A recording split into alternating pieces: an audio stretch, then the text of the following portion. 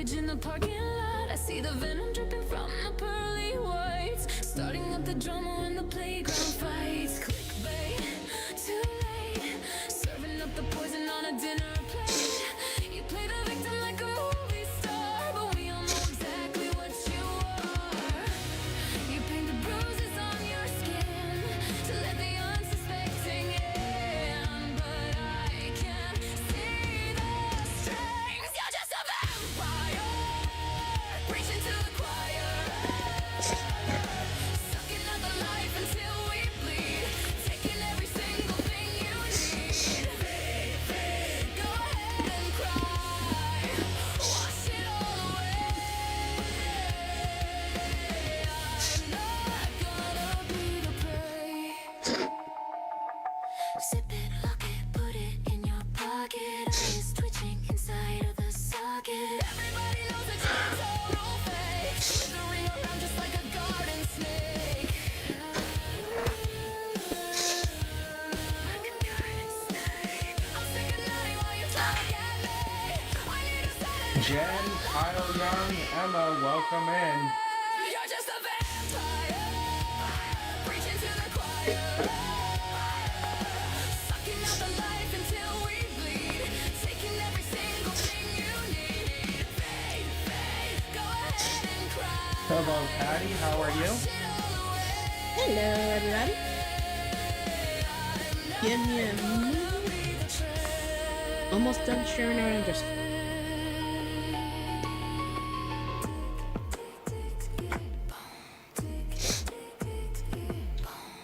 I'm taking back my blood.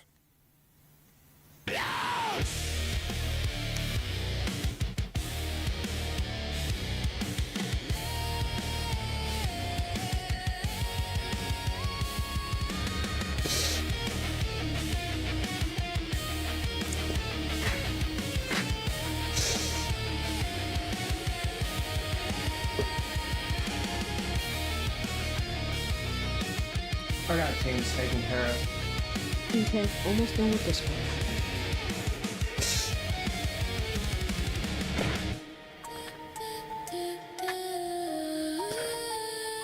AJ, welcome in. AJ, you are double booked tonight. If you're in the tag tournament, as well as you got to get your match against Jose tonight.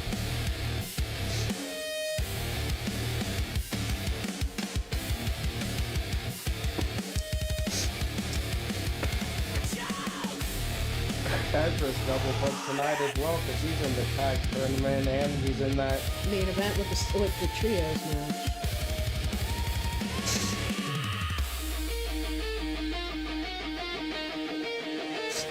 You're just a vampire, preaching to the choir, sucking out the life until Caitlin works for LG's server. go ahead and cry, wash it all away. Okay, ready.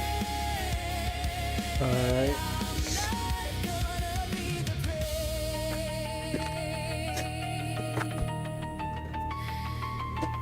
Bye-bye.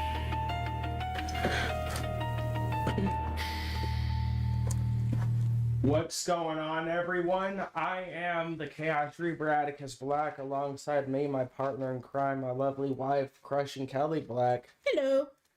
Up first on today's matchup, we have the first of our round 2 matches for the men's side of the tag team tournament.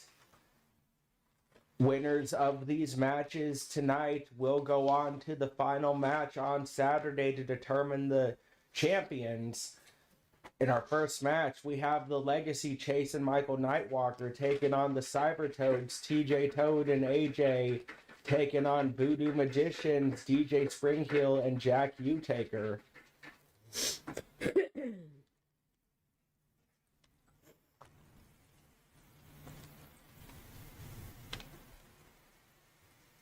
Hey, sup, Prime Time? Welcome to the stream. You are on the cards for tonight.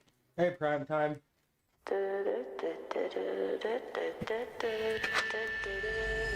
Some legends are told, some turn to dust or to gold, but you will remember me.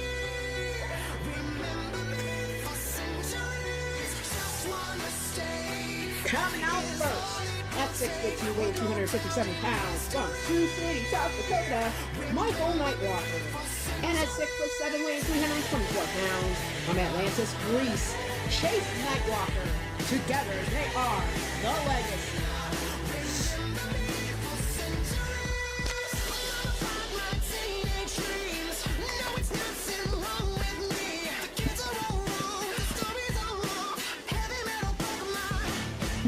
Did you do the intro? Yeah. Well, I have the music playing in my headphones. Speak up. I haven't been speaking louder for the people to hear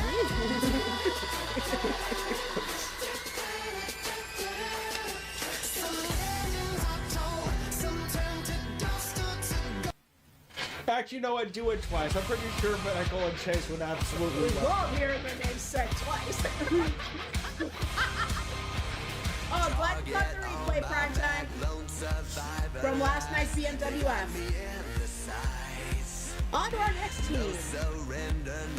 Coming out at 6'5", weighing 275 pounds from the Mushroom Kingdom, the Blue Toad, TJ Toad. And his tag team partner at 5'4", weighing 219 pounds from Dallas, Texas, EJ Cool Kid. Together they are the Cyber Toads. You're making me strong, you're making me stand. Shot like a rocket up into the sky. Nothing can stop me tonight. You make me feel invincible. Earthquake powerful. Just like a tidal wave. Hey, Carlos Larry, welcome to the stream. Welcome out. Is Sky still in this tournament? No, they are not. Yes, exactly. They got eliminated in round one. Everybody that's on the card tonight are the teams that are left in the tournament. For round two, leading into the finals. Here we go again. I will not give in. I've got a reason to fight. I'm not the one who's so far away when I feel You've got Violet and AJ, the only the Lations that are in the tournament still. Yeah, Vera is booked tonight too in a singles match against Karai. Right.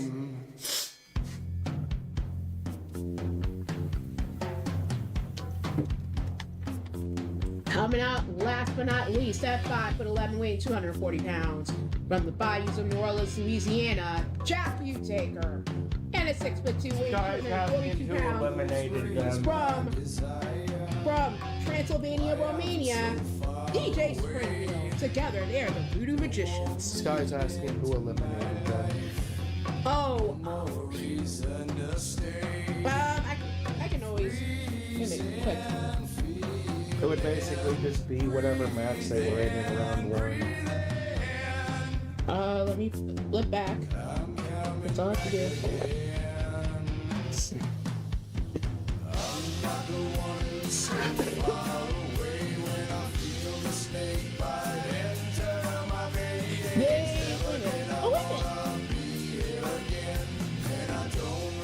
minute. Or did you not mark them down? What? There she goes, getting frustrated again. Excuse me. Your excuse me, what happened again? I had the okay. They're shown as having beaten Scarlet Malediction. So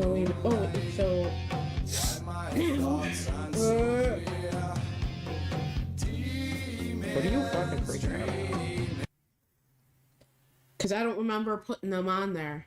Well, if you didn't, you didn't. I can just add them into one of the matches. It's not that big of a freaking deal. Okay.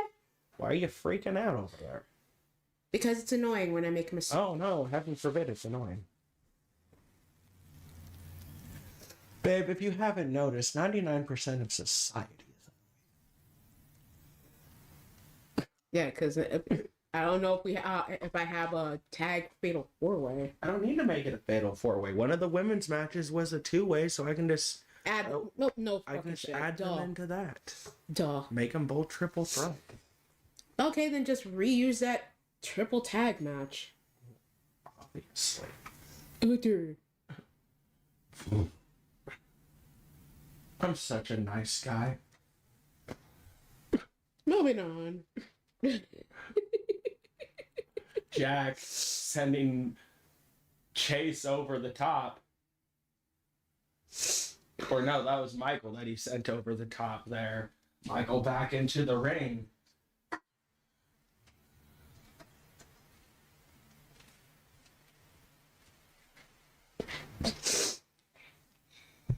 Winner of this triple threat matchup will move on to the finals on Saturday. I believe we have 3 of these men's matches for today. All of them triple threat Saturday. Yeah, they're all triple. The men's matches are all triple threats, and now both women's matches are triple threats. Or I could just split those women's into 2v2s and make the last one a triple threat Saturday, which is what I'm probably just gonna do. Just split the, since I have 6 women, just teams, just, yeah, I'll just do that and just make the women's match a triple threat as well on Saturday. Be easier that way. But yeah, Saturday's matches, both title matches are going to be triple threat 1 hour Iron Man matches, so. And then we'll have a 10-man gauntlet for that Reaper's Wrath championship that I posted about. I will announce the names for that gauntlet after the show for the next match card when I post that. But Saturday's match card, considering we're going to have 2 1-hour Iron Man matches and a gauntlet, is probably only going to be about 6 matches or so. Not a full 9, considering the vast majority of that card's going to be taken up by Those 2 title 3 matches. title matches. The title matches, yeah. Yeah. So tonight's those women's matches for the tag tournament, they just go to triple threats. No, they're going to go to 3 2v2s. Okay. And then the last one on Saturday is going to go to a triple threat. All right. And the men's ones are just going to stay as triple threats. So. Okay.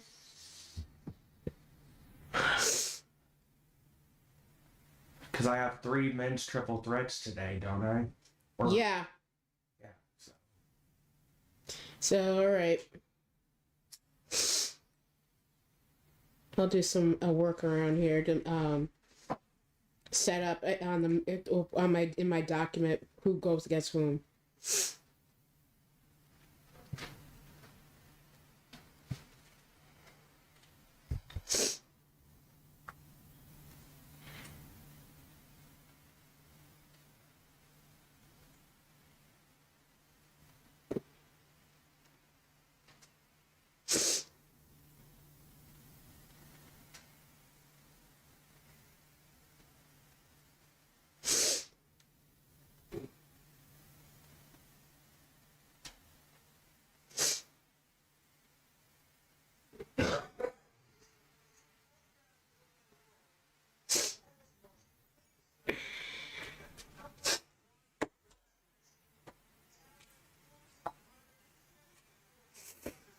Michael shot to the face of AJ, knocking him down, turning his attention to Jack. Sends Jack towards the ropes. Arm drags him down to the mat, now turns his attention to TJ.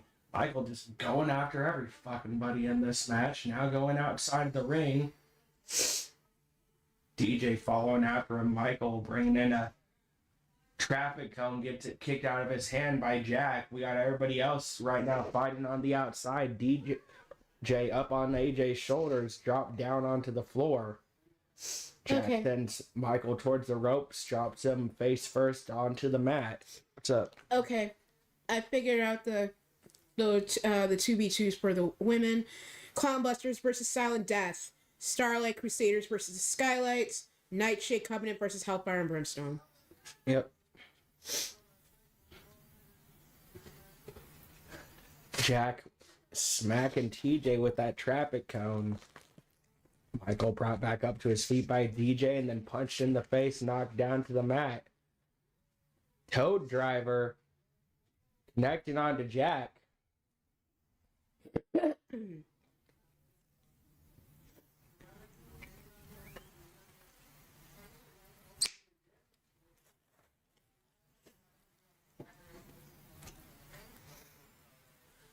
Cover. Kick out at 2.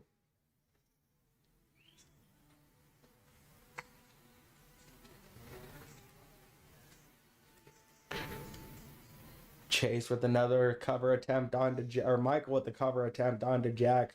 Only a 2 count. Reverse Russian leg sweep by DJ. We got AJ with a submission locked in, broken up by DJ.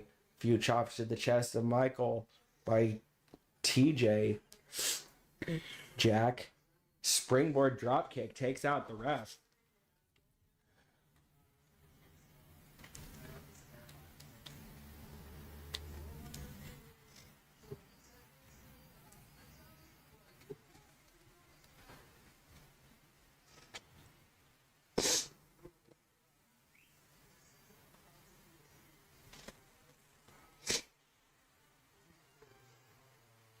Someone got busted open, didn't see who. Saw the flash of red on my screen. AJ planting Chase face first onto the mat, rolling in for a cover. Violet. Violet's like, that one for the win. Points at Nacho Ref picture in Hall of Refs. Cybertoad scoring the first fall. TJ going for a cover. Broken up by Jack. Suplex. It looks like a suplex pile driver by DJ. Cover on AJ. Busted up. By Jack. Or by Chase. Yep. Jack with the roll up. And the ref's down again. Oh, ref's always fucking down. See, this is like we were talking about the other day. When this shit happens, when the ref goes down, this is the part to where one of the other people who we have as a guest ref should be allowed to run down the ring. Yep, we need to have in the game the motion where ref is down. One is like almost like slow motion trying to get to the ring and to get the ball for somebody. Like they do would on the really real work stuff. for storyline purposes if we could do that and have it be one of our special guest refs or something, or one of the people on the roster coming down in a ref suit to try and screw over or help somebody in some case. But AJ looks like he got a fall for the Cybertoads. they got that a while ago. TJ has Michael out the back. But no, I would absolutely love a second ref like interaction to be able to have people, if you have them set up in ref gear, to run down and interfere or do some shit. Violet is wanting not a Supernatural back as a referee. I would, but I don't have the room this year. Yeah, I don't think I would have the room this year either. I don't have room for all the managers I had last year. I don't have room for hardly any of the refs I had.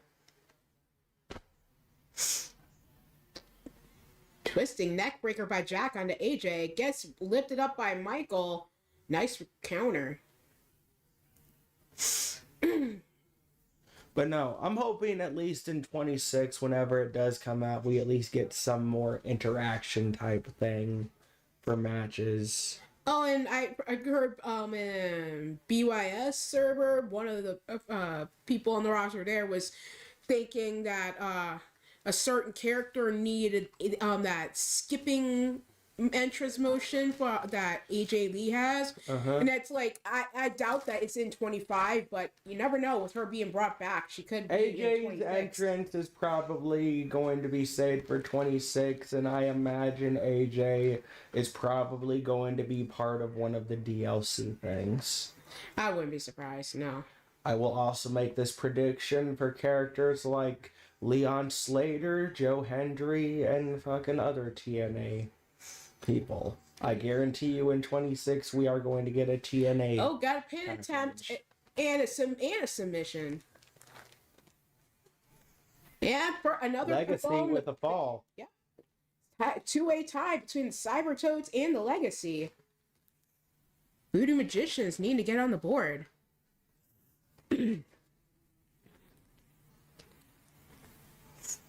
Cover on TJ. Broken up. Jack misses the knee drop. AJ Missing the misses springboard coffin- senton or coffin drop. Jack going after Michael. TJ going after Chase. Cover on AJ by DJ. And 2 count only, busted up by TJ. Yeah, I couldn't tell. Yeah.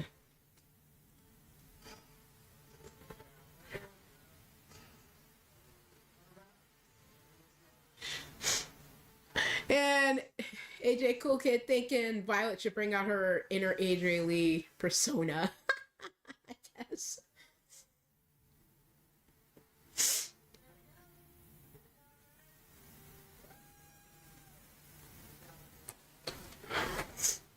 Can I help you? Are you trying to say hello, Onyx? Huh? Yes, how may I help you? I know. What do you got? Anywho. TJ Chase. Snake got burst into the steel steps. Working on DJ over in that corner closest to us, I guess. I don't really fucking know.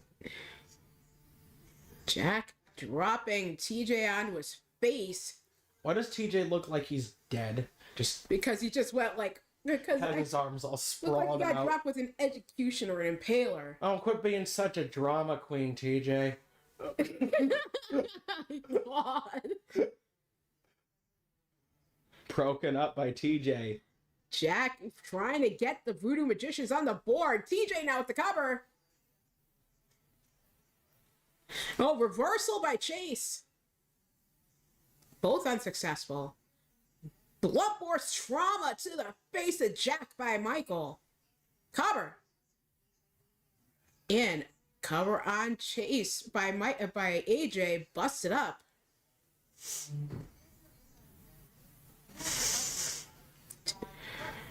Bit of double team action by Chase and TJ. Cover by That was TJ. Michael and TJ. Chase is on the outside. Oh, Michael and TJ. Yeah, Chase has the even longer hair than Michael. TJ. Toad driver. Goes for the Cover. cover. Broken up.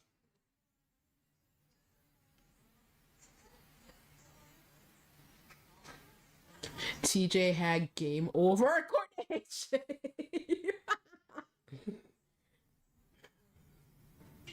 Hey, Kyle. Welcome to the stream.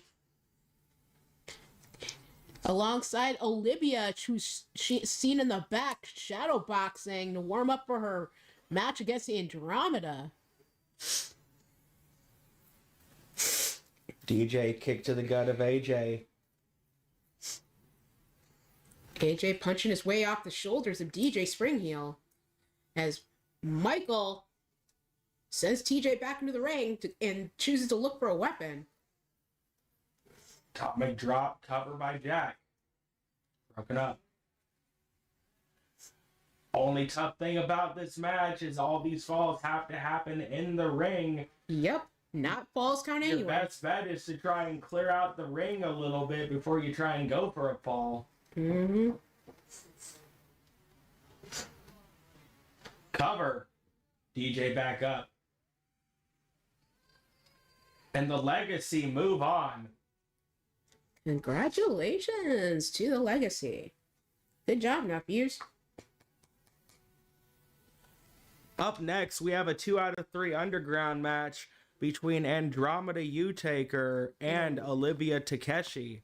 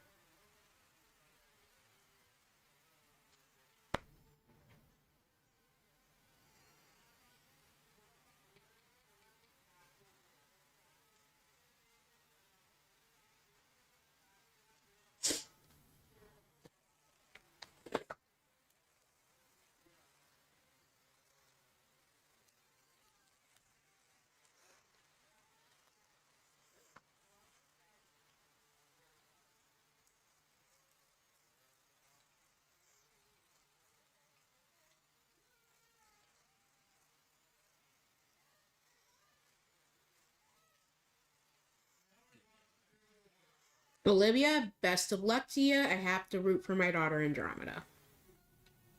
Shut up. Nobody cares.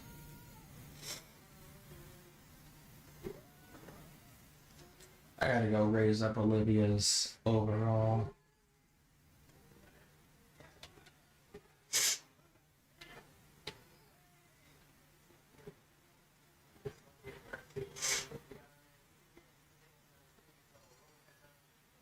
Oh no, CC's down. How horrible. Thank you. Just give us a moment when we deal with some technical stuff to make sure that the match goes correctly.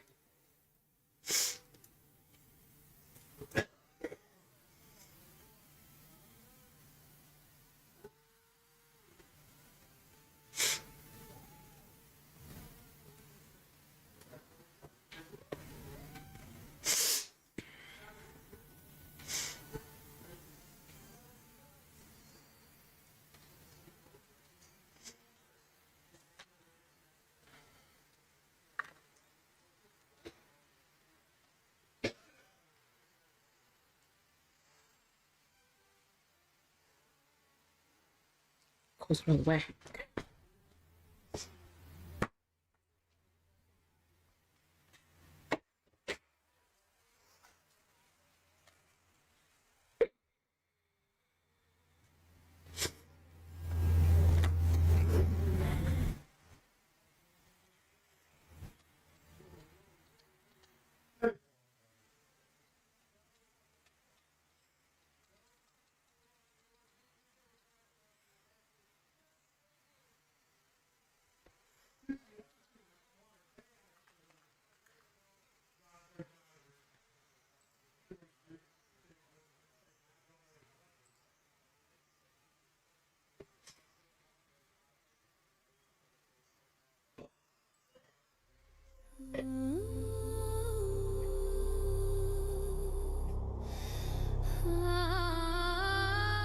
Coming out first.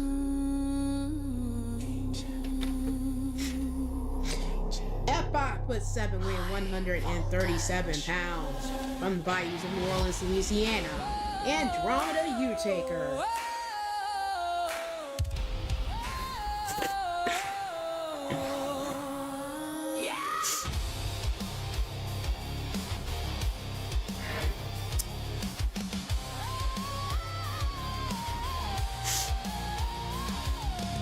I see the warning sign hanging on the door, but I'm kicking it down. I'm coming back for more. You got a reputation like a loaded gun. Safety is off and I'm ready for the fun. Mama told me run, daddy told me hide, but I'm already sitting on the passenger side. 0 to 60 in a burning hearse. Baby, I'm a sucker for the universe.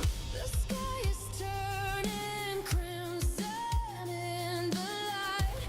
I know that it's wrong, but it feels so right. The alarm is ringing.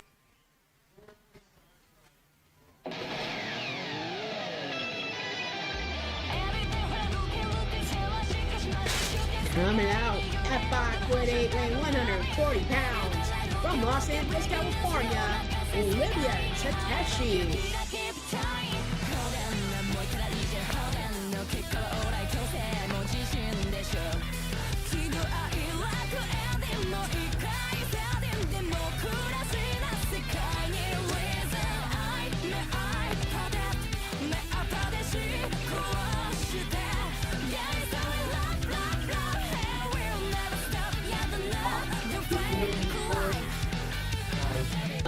We got a situation in the live chat right now. Jose just ran through the crowd and wrapped a steel chair around AJ's mouth and reined it back like a horse. And is repeatedly jabbing AJ's head with scissors whilst AJ is in the damn chair.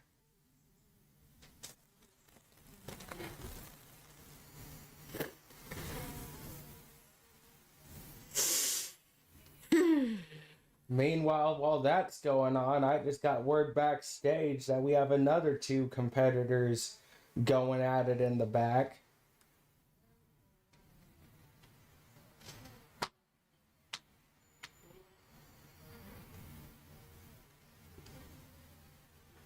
Security heading backstage along with the cameraman will stay here for this match as long as it goes on and join what's going on backstage.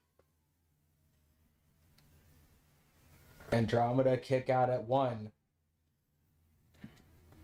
Andromeda Utaker, not exactly...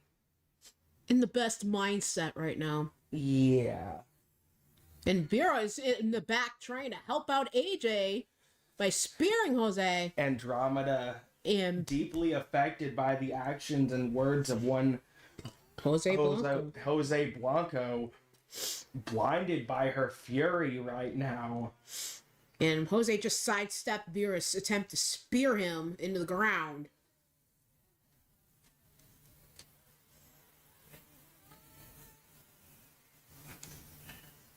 And even Emma's telling Jose to stop this.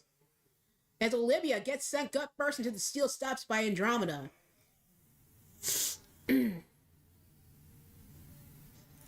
Vera is not deterred to try and help out her Uncle AJ. Andromeda with that chain maneuvers to keep Olivia under control. Wrenching back on the arm. Double knees to the spine.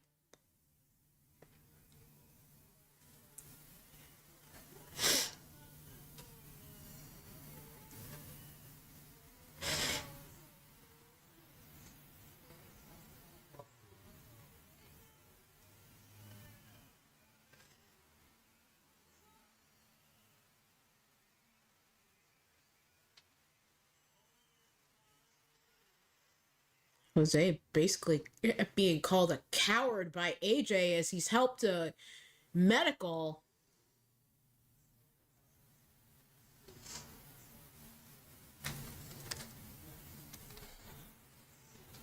Ezra, what are you trying to do here?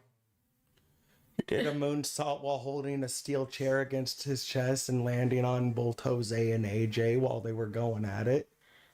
AJ's not the one to be targeted. You should have just targeted Jose.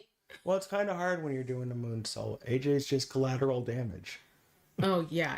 Nice way to You've seen how they do it when they dive themselves out of the ring onto a bunch of people that are crowded together. They hit everybody. I know. But poor AJ. I'm not saying poor TJ. Poor Jose, though. He basically is earning all the crap he's been receiving right now.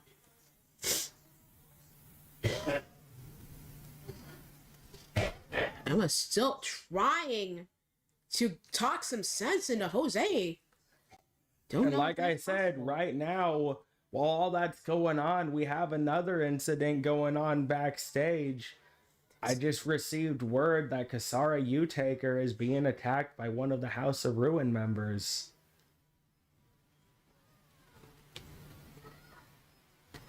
AJ's like, Ezra, I wasn't fighting, but good one there. Jeez. Because of that damn moonsault the chair. So after this matchup, we will quickly head to the back. To see what's going on with Kasara, to see who's causing issues backstage with her right now. In a way, it doesn't really matter which member of House of Ruin. The fact that it's a member of the House of Ruin, period, going after Kasara, that says enough. But we'll get to the back as soon as this matchup is over.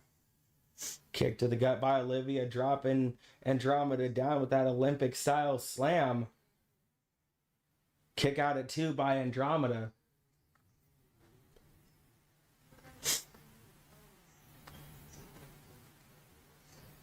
Hey, LD.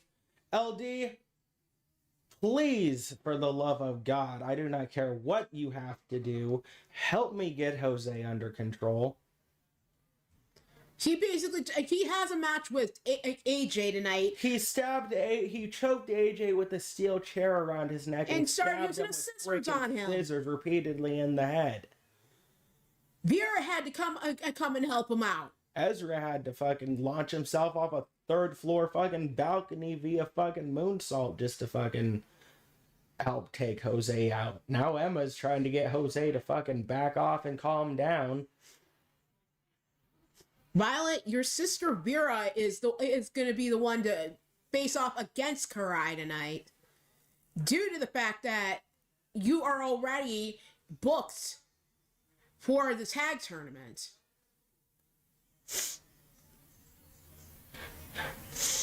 Andromeda is booked twice due to the fact that, well, she wasn't exactly about to wait until her match to try and beat somebody up today.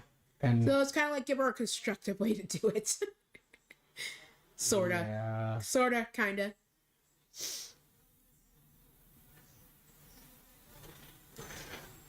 Because, don't get me wrong, Violet, both of you are extremely upset about this, but you have no idea the amount of rage Andromeda has right now.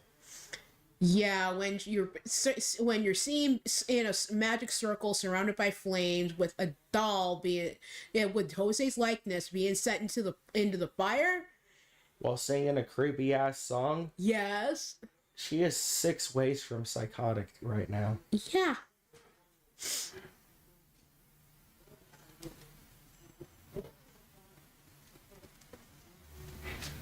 Hopefully, this match with Olivia can at least help her alleviate some of the stress.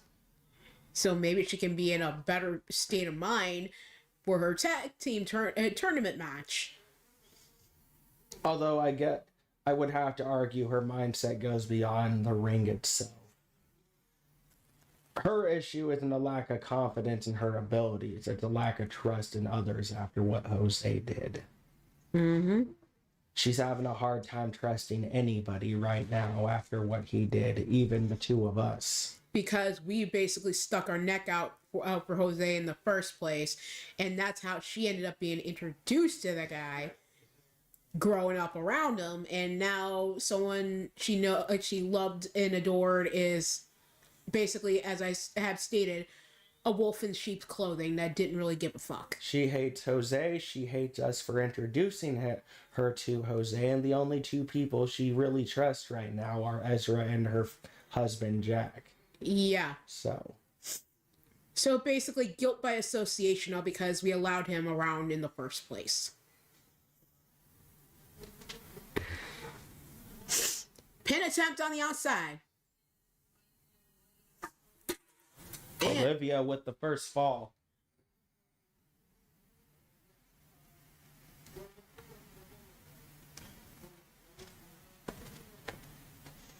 oh, I believe it, Violet. You do go off at times, but you are not as nuclear as your daddy. By far. Or any other adult member of the Dragon family. I mean, freaking dealt with we were even got into it with Kaiserheart last night. Oh, fucking Damien walked out on the Dragon family. Yeah, took off his patch, showing himself as a member of the family, and walked away because he just could not bring himself to be a part of a family that would go by a vow that will allow somebody, the people they love, to get hurt and possibly die just because of a damn code. Where that makes certain things be considered dishonorable. Well, it's been a long time coming for him, considering they sat back during all the events of Malachar when they were going on in BMWF, had millions of fucking souls vanish into a void when all that shit happened. They sat back during the Hunters Guild shit. They sat back with the shit with Lilith and Asarte. Before all that fucking happened, they sat back. Hell, even Marcus is ready to rip him a new one with everything that happened with his original pack as well. Oh yeah, Marcus lost his pack during the fucking events with Malachar. Over 400 of his pack fucking... I think he said 400 or 4,000. One of the two, I don't fucking know. But... Yeah, and plus his Luna and Alpha that he looked up to like his own parents ended up dying. So, he ended up being the guardian of their twins. Handed over his Dragon family emblem to his father and told his father, when this thing means something to be worth holding again, he'll come back for it. Exactly. Hell, I even got into Kaiser Heart's space, telling them, yeah, out of love and loyalty, I pledged to the Dragon family, but I refused to bow down to a vow that would allow the people I love to die, all because certain methods are dishonorable. I don't give two shits what it does to me to protect the people I love and care about. I refuse to just back off at the expense of my husband, my children, and other members of my family that I claim to love and care about. Atticus himself has several codes, being a former Reaper and Assassin. But here's the thing. He has always been willing to break those codes for the sake of his loved ones. He doesn't give a fuck about those codes and following those codes, meaning that it's going to cause him to lose everything he cares about. Exactly. Codes aren't something that you're supposed to follow to a T. They're a guideline. But even then, you have to make your own choices. Sometimes morality and what's right outweighs any code any time of the day. Just because it's the code that you have been conditioned to live by doesn't automatically make it right for every situation. Olivia with the cover on Andromeda. Part of following a code and honoring it is also knowing when to break it for the right purposes. Yep. And your winner of this matchup is Olivia Takeshi.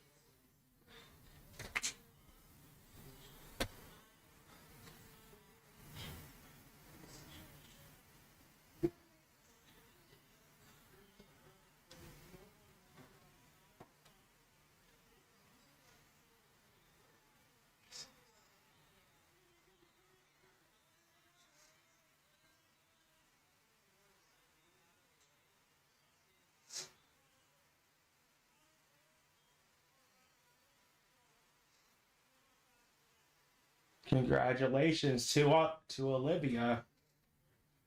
Andromeda seen sitting against the wall, catching her breath after the match, hearing the commotion backstage, immediately getting up and running off to the back.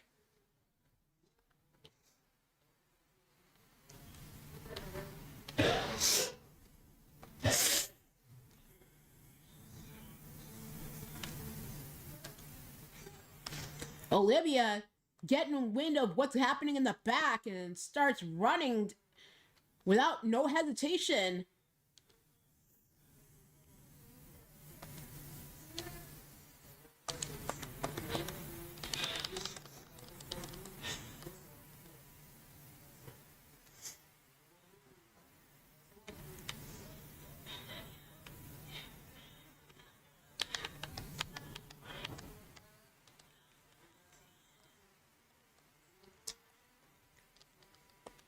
Sorry, you take her. Well, Violet was dead on. She thought it was Karai, and it's true. It's Karai targeting Kasari Utaker.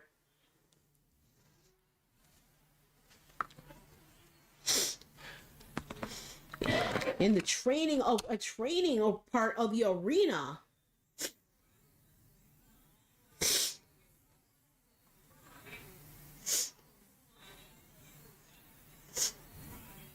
Kasara, proud member of the Utaker family, also in said relationship with Leon Young, in relation to Kyle and Akira Young of the Second City Dojo, who had Andromeda seen running off backstage with Olivia. As they're running off, Andromeda asking Olivia, what does she care about any of this? I think even though Olivia has a personal interest in this with Iolana,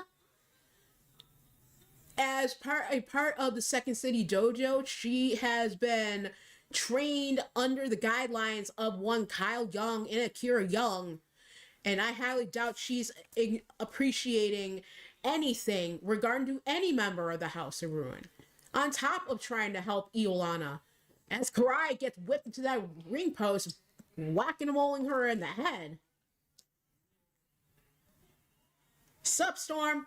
Hey, Storm. Exactly, as I thought. Olivia is saying it's about doing the right thing. It's been part of her, what she's been taught at the Second City Dojo. So no matter whom it is, it doesn't sit right with her. She knows that it's time to get involved.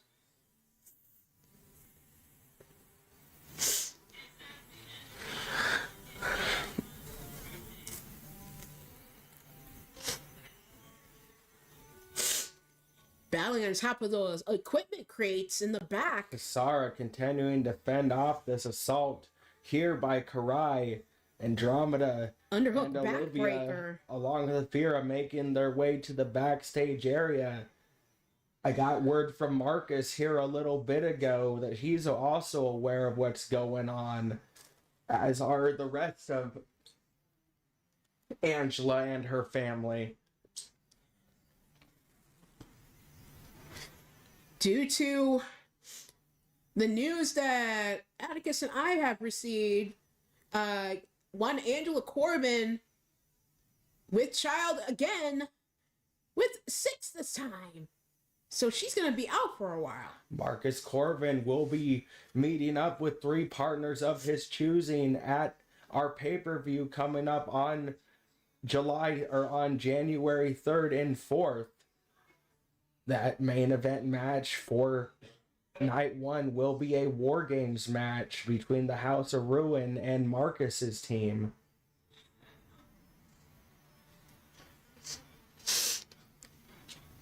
So Marcus still just as involved in all of this that's been happening with the family, but also having to keep Angela and her condition carrying their sextuplets in the process.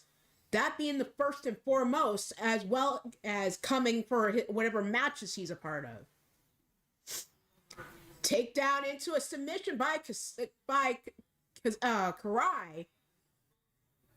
Kisara punching her way free. And Violet has her eyes turning dark purple. Basically sending a hammer flying at Jose's head while she's attending to her Uncle AJ.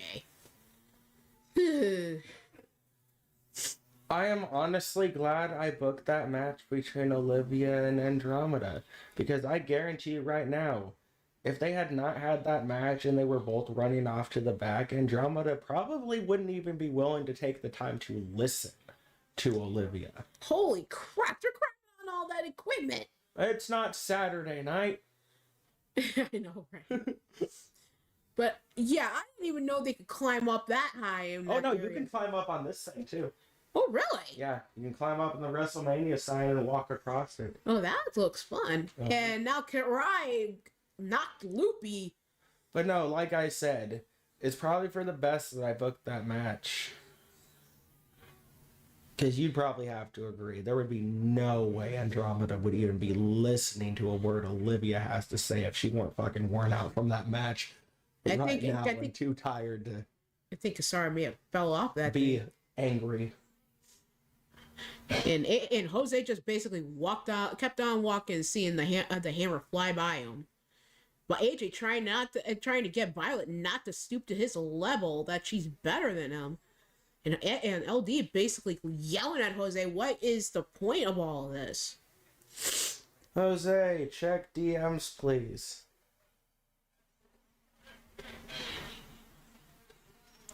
Leon Young in the house, noticing Andromeda and Olivia running to the back. Here's what's going on with Kisara, and he's on his way to help out too.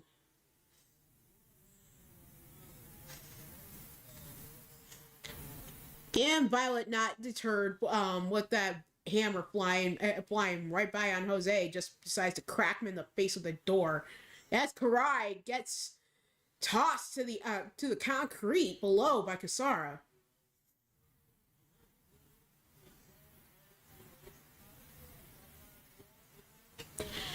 And Jose, like, out of anyone that asked me the point, you would know, LD.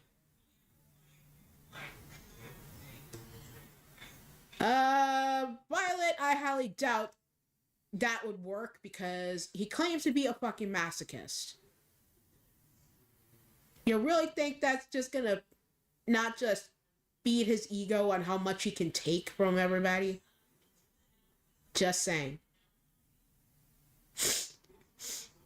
Karai with the underhook driver onto her head. The only thing I've been able to establish, LD, is the fact that Jose's still salty about his exile all those years ago, although it doesn't really mean anything at this point to anybody but him. He's the one who's held on to it all this damn time. Exactly. I mean, all these things he's talking about not having, our trust, our attention, our loyalty, are all things you fucking had, Jose, until you pulled this shit. Here's the thing. You're complaining about that, of what happened years ago. Understood that it still may burn your ass up about it. But it's to a point where you had everything you could possibly want. Friends and family to back you up, have put their necks out for you. And just because you want to continue to remain bitter and self-righteous about how things went with you at that time, you turn on the people who actually give a shit about you. And are now making them not want to give a shit about you. And all those things he's complaining about us not doing and him not having are things he had in the fucking first place. And he thinks that doing it this way is going to get him anything that he fucking wants. So here's my question. Let's say you succeed in your endeavors here, Jose. Then what? What's your next step after this? Say you do get your fucking revenge. You get your pound of fucking flesh. What's it gonna do for you afterwards? Where are you gonna be left? Who you gonna have? Is anybody gonna want to trust you again? You've already lost permanently the trust of Andromeda Utaker and Violet Utaker. I have something to say, and I actually want this heard. Okay. How Jose's holding this vendetta and bitching about the shit about people turning their back on him.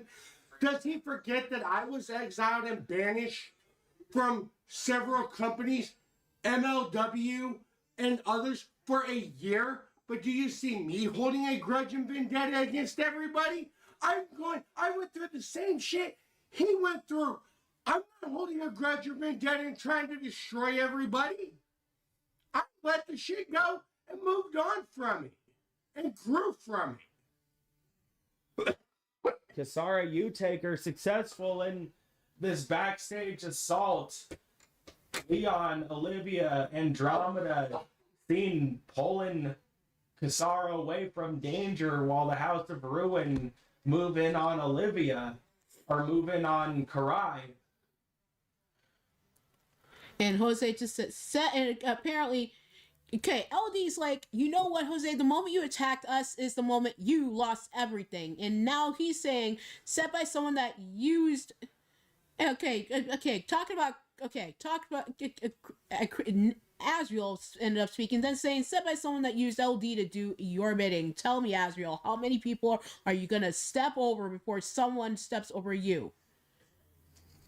Dude.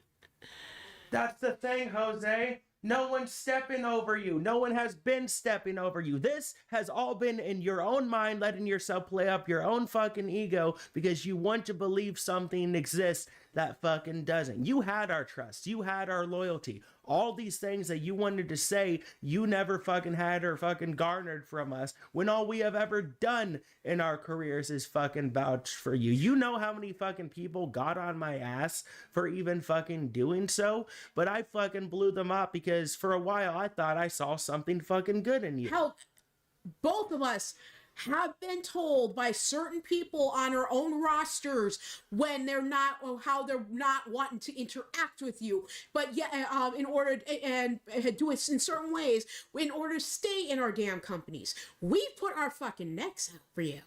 We didn't have to. We chose to.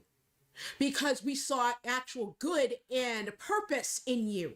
And yet you're turning around like all we are is just part of the same group of people that turned on you all those years ago when we put our own asses on the line for you.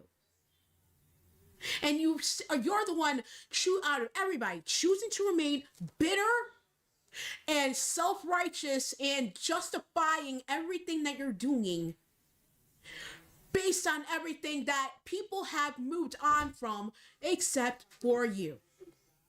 And I'm about to address something that Jose's tried to say about shit, trying to say that I stepped on people and tried to use LD to do my bidding. No. When you were banished by LD was because of actions that you did that several people showed LD proof of, and you trying to say I used LD to do my bidding? When you came back when Atticus vouched for you, did you not do the same fucking thing of manipulating and using LD to get me banished for a fucking year, Jose? Yeah, did you forget about that? Because I didn't. Anyway, up next, we have our next of our triple threat matchups for tag teams. We have Night Vale, Wolves Den, and the Pressing Bastards.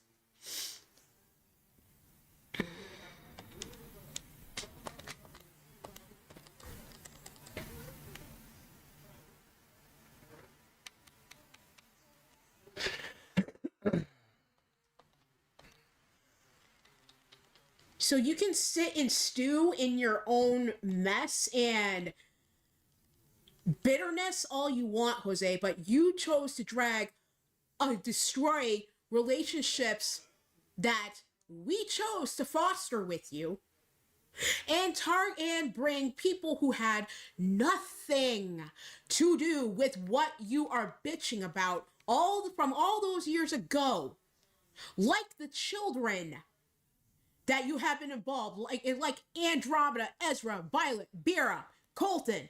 None of them had shit to do with what happened 5 fucking years ago, and yet you're allowing them to be dragged in all because of guilt by association. That is what fucking pisses me off. Because it's one thing to go after me, it's one thing to go after Atticus, it's one thing to go after LD, but to treat the younger generation who have looked up to you all this time like they don't mean a goddamn thing to you, when all they've done was consider you someone who means something to them. That is where I'm ready to crack you in the mouth, because that is what pisses me off the most. Coming out first, at 6 foot even weighing 205 pounds, from the outer circles of hell, it's Rob Black. And I know I fucking said it correctly. I don't know if it was stuck on not separately or whatever. Whatever. Worry about it after. Okay.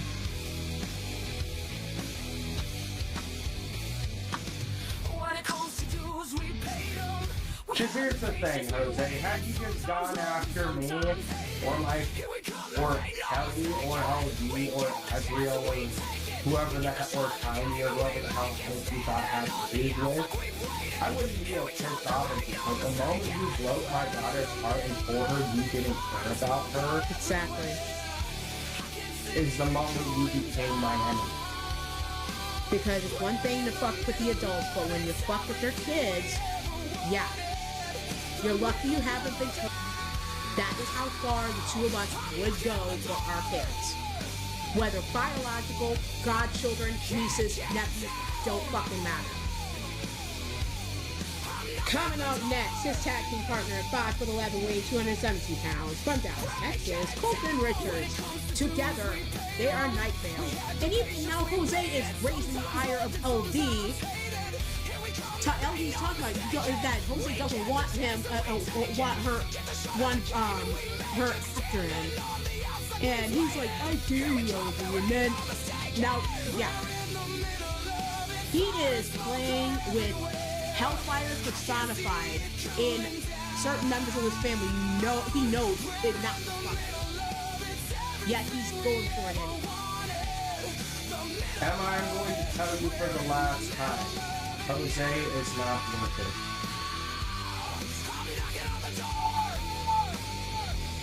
I've made this statement 3 shows in a row now, and he hasn't learned his lesson, and obviously you haven't heard the message. It's not going to be us that hurts you the most, Emma.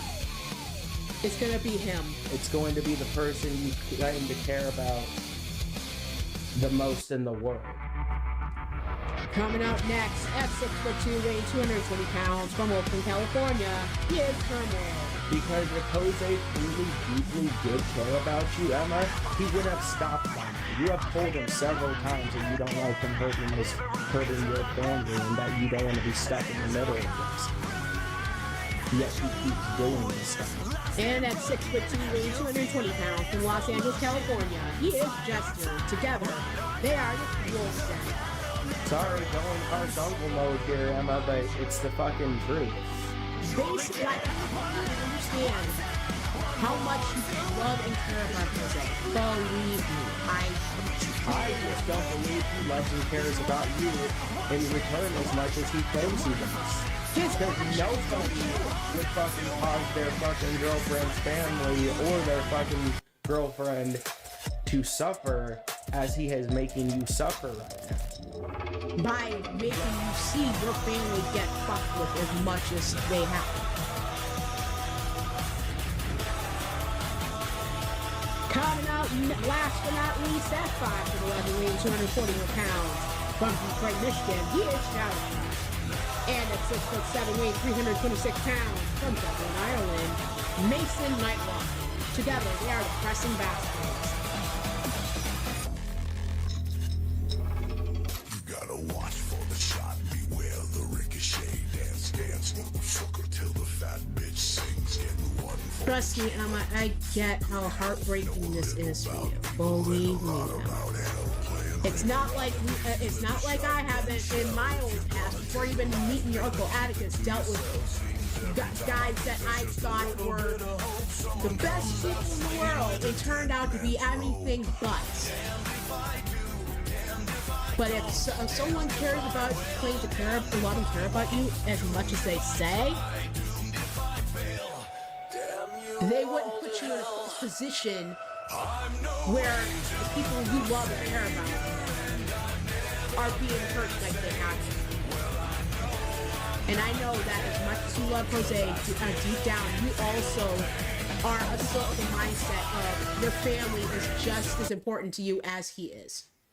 And you're being caught in the middle between Jose's personal vendetta and your own family getting tormented. That's not love. That's just being caught in the middle of someone else's personal war you have nothing to do with. Shouldn't have anything to do with. And AJ's just trying to be helpful with taking Emma to go get some chocolate milkshakes to help her chill out.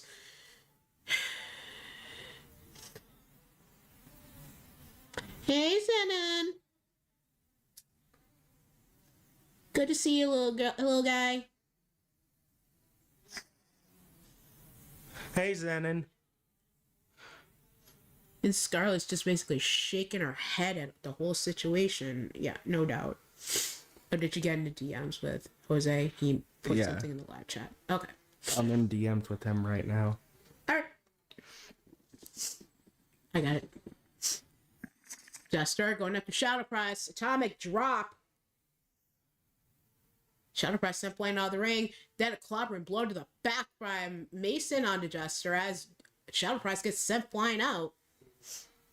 And Turmoil standing in the corner, I guess, thinking about what he did wrong. I don't know. Colton, with the cover, got busted up. And I don't know what Shadow Press was trying to do there, but I don't think he really connected on anybody. It's okay. I have problems connecting to people too. Shadow Press, don't feel bad. Even Vera saying Zenon is more of a man than Jose. Damn.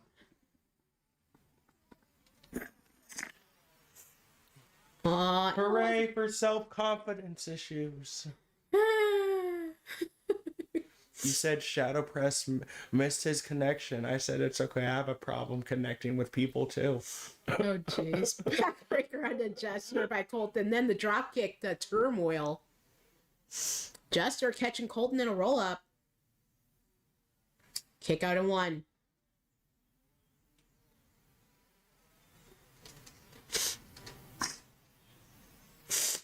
I'll be back. Okay.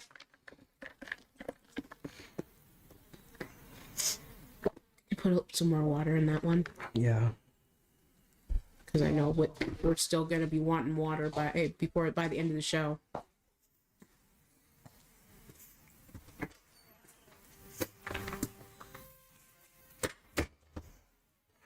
Ezra having to roll out of the ring.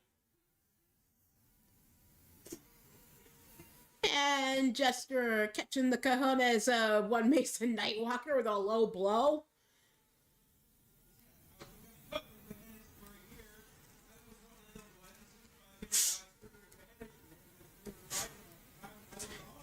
Hey LD, Emma's wanting to have a little hangout with Zenon while at the arena. AJ taking Emma to get some chocolate milkshakes. Hey, maybe have the youngins get some milkshakes with their Uncle AJ. I know AJ's like, sis.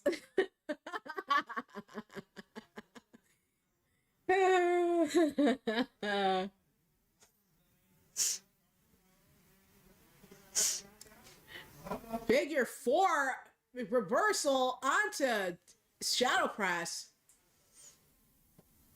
but no tap out. Oh, AJ's all up for it. If LD says if you're up for it, AJ's willing to take him for chocolate milkshakes at concessions.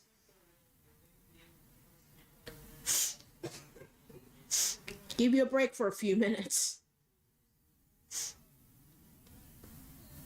As Shadow Press was laid out on the outside, Colton hanging out on the ring apron.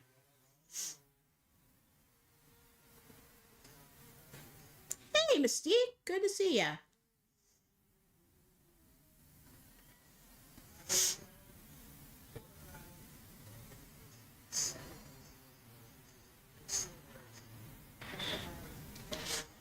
How much, your Uncle AJ was fine with Zenon coming along, fine with the rest of the youngins coming along. If LD says it's and LD already said it was okay, so y'all get to go for chocolate milkshakes at concessions. Covered by Colton, busted up by Mason.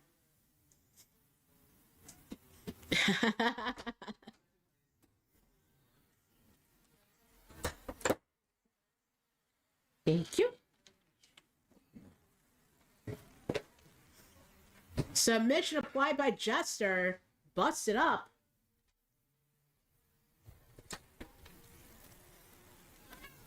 Oh no, heaven forbid I disturb the kitty. And Mystique just called Jose a big baby throwing tantrum jackass. There are no balls on the board in this match.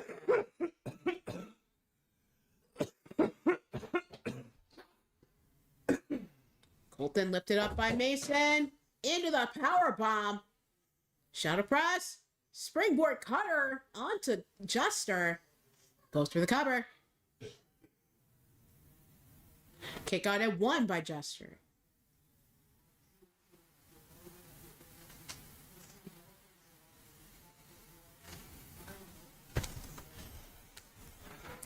Yep, I mentioned it, and I mentioned it to AJ, and AJ was saying, saying all the youngins can come along, and LD was agreeing. As Ezra raised the right hands to the face on Turmoil. Ezra going high res, going up top, eyeballing Turmoil. Front flip landing onto Turmoil. And Colton going for that reverse figure 4. And Turmoil busting up the submission attempt on Jester. Oh shit. Uh-oh, what? I know why Andromeda is so upset about this. Or one of the main reasons. Jose was one of the people she had named as one of the godfathers to the fucking triplets. Oh, mother. Oh. So, yeah. It's not just about her own fucking childhood being fucking ruined. It's the lineage. fact that she's seen the possibility of what she had being thrown out the window for her own kids. This may end up costing Jose or not just Andromeda's trust with her, but as a godparent with her kids. Oh, I'm pretty sure her and Jack have already discussed that to it. I wouldn't be surprised. Someone acting the way that they did, what I wouldn't even want them as a godparent to my own babies. No. Violet said her too. Yep.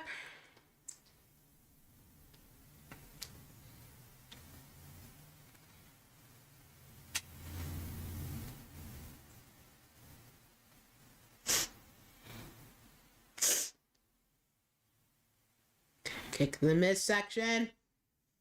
Pump handle maneuver driving Jester headfirst into the mat. Drop kick on Ezra from Turmoil. And then Ezra's just pissed off because his sister's getting hurt. So Bingo. Hell, she may be the oldest between the two, but he is the protective little big brother, if you know what I mean. Because for the longest time, even with having Rose and Lily as their big sisters, for the most part, they've had each other. And that means a big thing. That's a big thing for those two. yeah, I mean, Rose had Lily and Andromeda had Ezra. Yep. And then before Ezra, Andromeda was always at my side. Yep. I mean, Andromeda had the connection with me, but she's always been a daddy's girl. Andromeda was always at my side, then Ezra came into the picture, then she was always at Ezra's side while also being at my side. And then she decided I wasn't cool enough for her, decided to just hang out with Ezra, and then she met Jack and decided both me and Ezra weren't cool enough for her. Yeah. Kids love mom and being all comforting and everything, but they idolize you. I think idolize you the most out of the two of us. Andromeda did. Well, Ezra was more of your kid. Yeah, he's always gonna be. At least as a child, once he got old enough to be aware of. And saw Revy for that.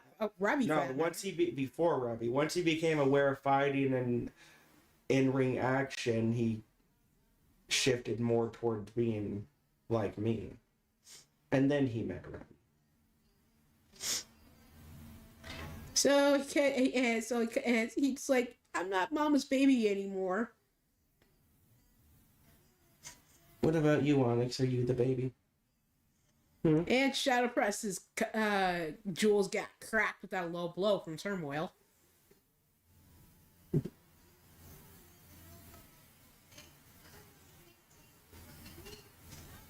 Yeah, Zenon. Unfortunately, Jose's a big bully now. And no doubt, Sky, Colton is pissed too.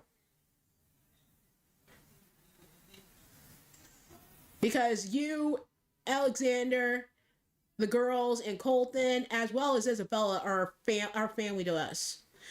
Especially with Colton and Isabella soon to be married, having gotten engaged.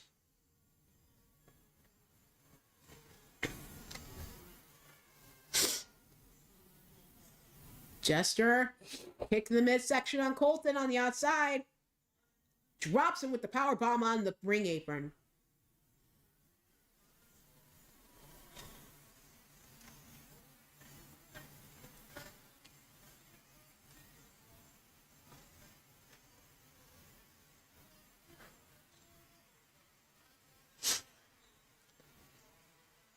As I said, Azriel, wolf in sheep's clothing.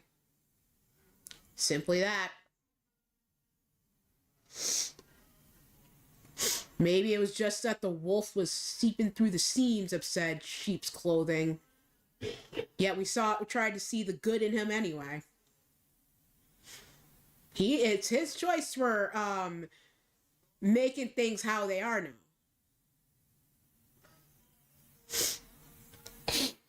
Front somersault dropping onto Turmoil by Colton. Welcome to the stream, Wolf Matt. As AJ is getting milkshakes for the little kiddos. Oh, see, Azra, I understand you being disappointed. And had he not hurt my daughter, I would be absolutely, without a doubt, disappointed.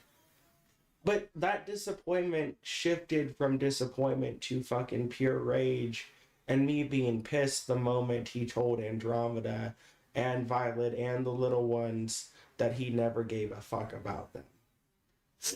Hey, Jen. Oh, and Diamond Sky saying, Colton always been at my side as we were at Alexander. When she came back to us, I think Violet was more her Uncle Atticus and Damien girl. And she's got some sort of laughing emoji in the live chat.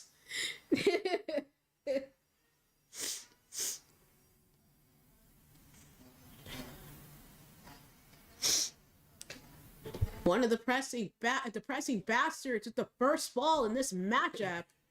Yes, the way you said it sounded like you said the depressing bastards. They're the depressing bastards. Yeah, it sounds like when you say it really fast, it sounds like you're calling them the depressing bastards. Oh, God. Just saying. Submission applied by Shadow Press on Colton. Able to shake off Shadow Press. Ezra making him pay for Shadow Press pay for that one is Mason with the slam on Jester on the outside. And Ezra trying to whack-a-mole both Mason and Jester. Shadow Press with the German suplex into the ripcord lariat on Colton.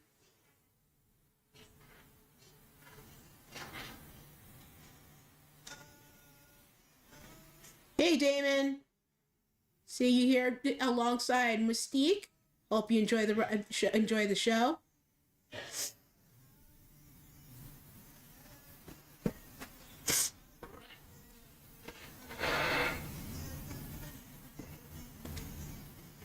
Trust me, Mystique, I understand the disappointment in Jose.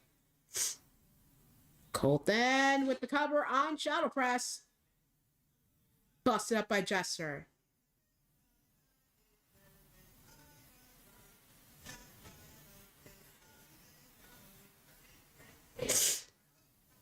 Kick out at 2 by Jester. Shadow Press going after Colton inside the ring. As Turmoil going after Ezra and Mason.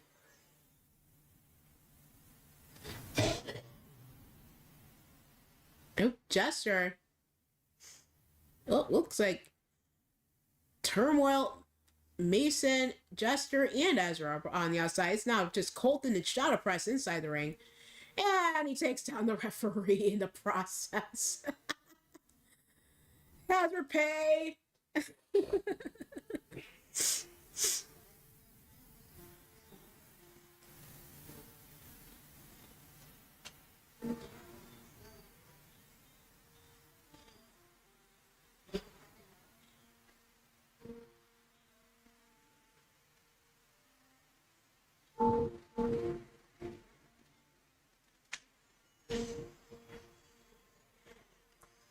Damian Richard shown backstage in his street clothes, staring at the place he used to hang his Dragon Family emblem. Looks over at his mother Jen and with a sigh, because Jen is still has love and loyalty to said Dragon Family, but Damian just feels in his heart that that it's the right thing to do, separating from the Dragon Family until it comes something that he feels proud of and honored to be a part of.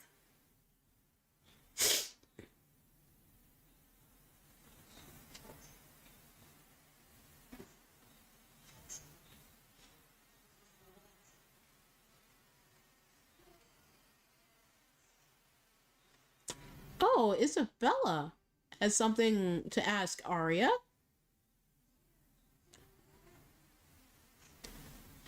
Be one of her bridesmaids. Mm-hmm.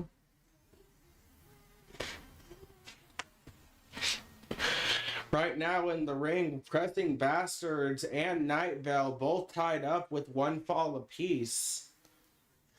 I just looked at my phone. I just got a selfie sent to me from Emma of her with the youngins and Zenin with milk mustaches. With those milkshakes. Glad y'all are having fun.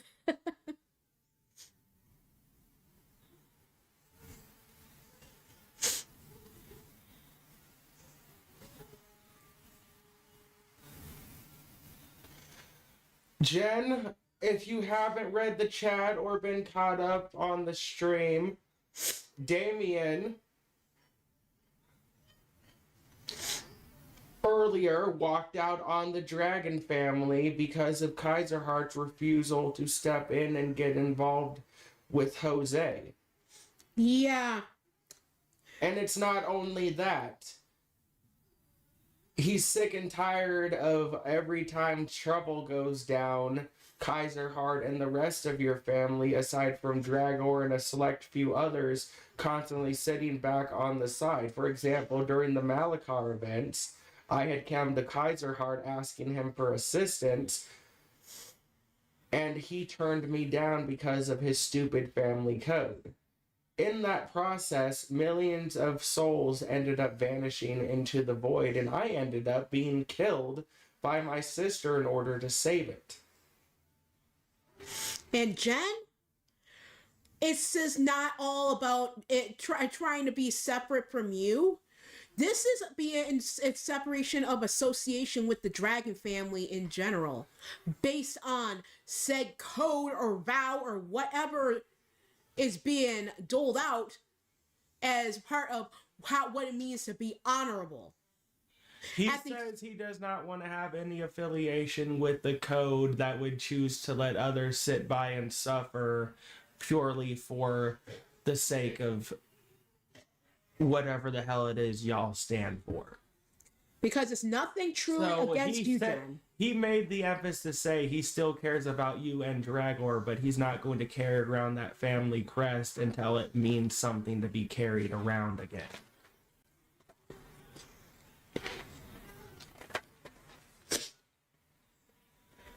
So it's nothing, and not trying to be pissy towards you two.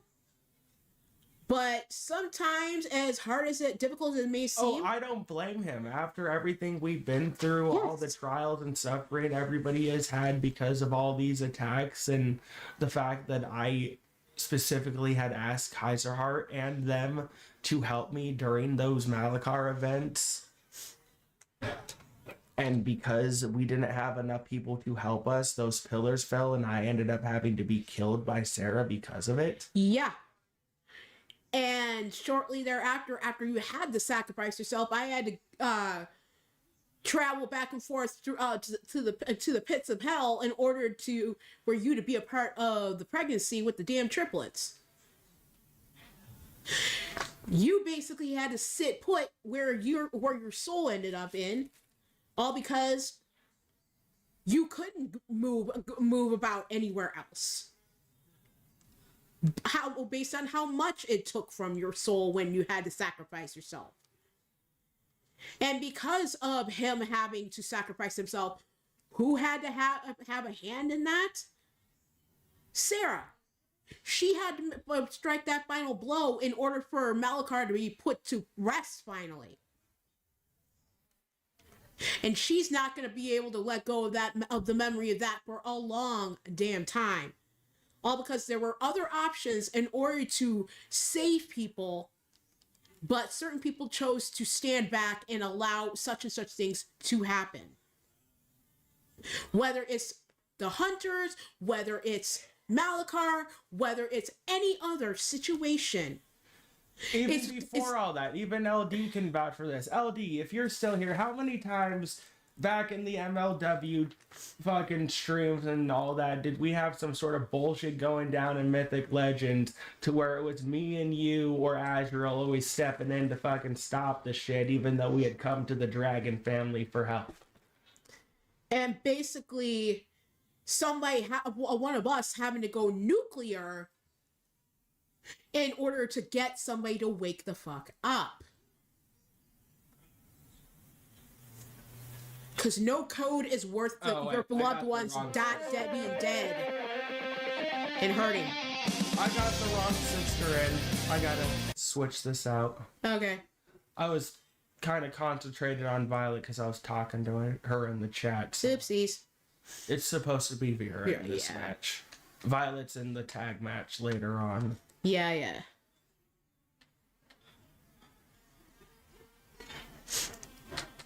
Because I understand having morals, having some sort of code that your family abides by. But as I have said to Kaiserheart, if I expect the people I love and care about to do for me, I do for them without question. I may not always agree, but it's that's still another thing yeah. that pisses fucking Damien off, because he's noticed this too. Every single fucking time the Dragon family has fucking come to us for aid, we have always been there within a fucking heartbeat. No fucking hesitation, no question to ask, regardless of what our own moral code may or may not be, because they are family. But they follow their own code and vows But to the a moment detriment. I ask them to come to our aid, It's always they what never do, and thus fucking Lissa raises hell about it. it's like, oh, it's not honorable to do it this way. Fuck honor when your own friend, the people you claim to love and care about, are at risk of being hurt or end up dead. Dead may not be always the end, but if you don't want your family to suffer anything whatsoever, you step the fuck up. Coming out first, at 5 foot weighing 138 pounds, from Dragon Bella, Vera Richards. But yeah, so that's pretty much fucking Damien's mindset right now, Jen. He still loves you, he still loves Dragor, he loves the rest of the family, but he can't stick around and follow your code. Oh, and check this. Jen's like, you know what? That dragon code is going out the window. I don't want to see others get hurt. We're not the ones who are convinced about that, Jen. It goes like Dragor, Dragonheart, Hazelheart. I'm sorry. I love my great nephew Alexander. There are times where he has had struggled with said code based on the Dragon family.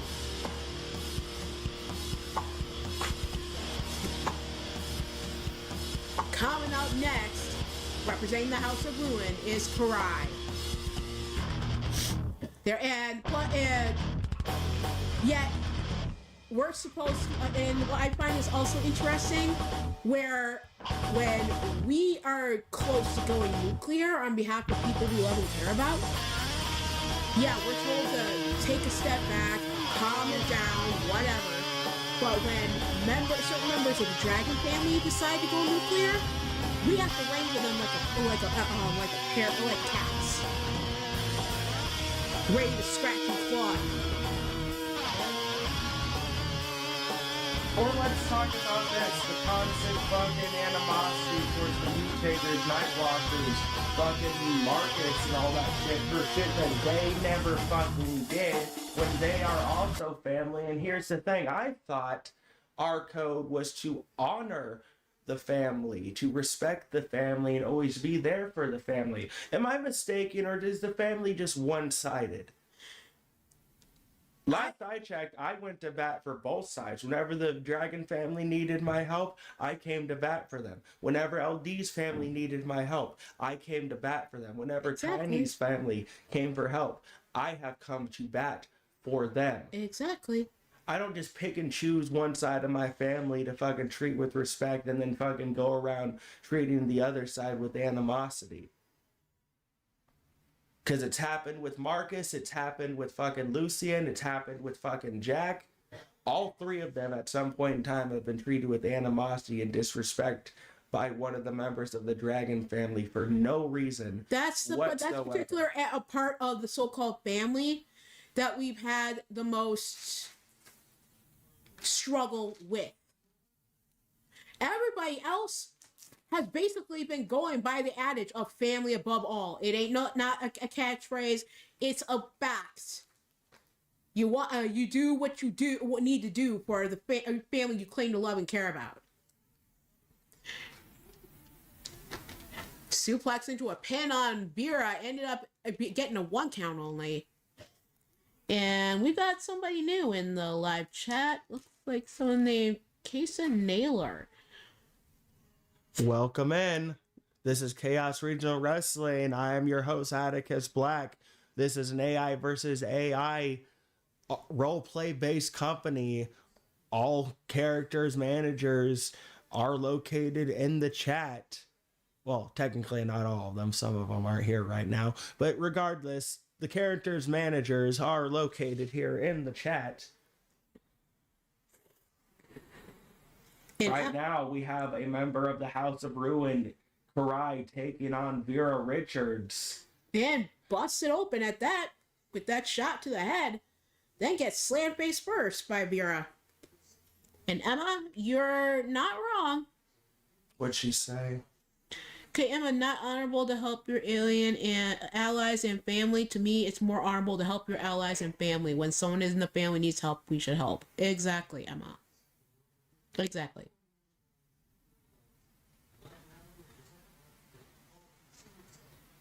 And see, this is why I've always respected certain members of the Dragon family, like you, Damien, Vera, Violet, And Diamond Sky. Yep, and The ones that actually step up to help, regardless of how it may harm themselves. Because that's the thing. It doesn't matter about you. If your family needs help, who cares how much it's going to harm you? Step up and fucking help. And Violet is now feeling torn between her husband, who's a U-taker, and the rest of the Dragon family.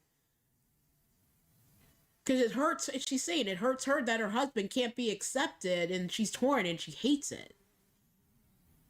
How do you think Andromeda feels? Oh, Diamond Sky thinks Violet and Vera played a little twin magic on us. Because of that mix-up with the match starting. And you never know, Sky. You never know. But no, Violet, I fully get where you're coming from. And I'm pretty sure Andromeda does too, more so than I do. Because like you, she has also had to have Jack suffer animosity at the hands of the Dragon family for no fucking reason. I swear, you two could be twins if you weren't fucking born with different parents. And hell, now both Jack and Andromeda and Ezra are now married to those who are in relation to the U-Takers and Nightwalkers. Ezra, the daughter of Marcus and Angela, and Andromeda to Jack. So we are officially we've been aligned, for a long time with the U-Takers and Nightwalkers, but and then Sarah has connections to the Dragon family with Damien because of Damien. So and Lissa with her connections, and now being a member of the U-Taker family, being married to Killian. So we are aligned for basically eternity. Through our kids and our grandkids. And yet, only a few of us seem to honor that allegiance for all ends of the spectrum. Which is the whole reason why Damien's so fucking pissed off, like I said. They only step in to fucking help when it's beneficial to them. On only after fucking someone like me or Lissa have raised hell about it. Or I end up aching to chin check somebody.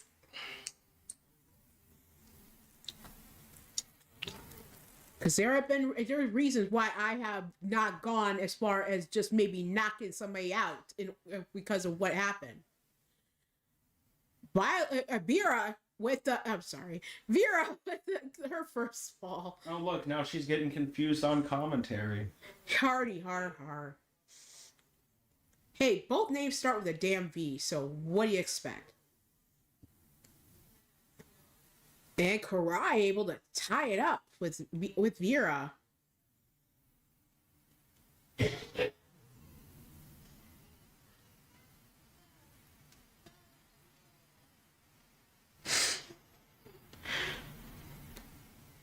Violet, sometimes you gotta do what you think feels best for you and your family, especially with you having a husband and 3 babies. Despite what certain other people who are in relation to you have to say about it.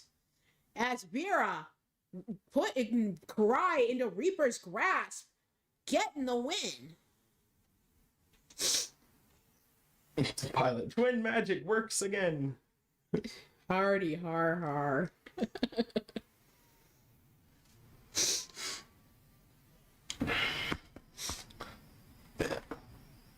Until our final match, round 2 match for the men.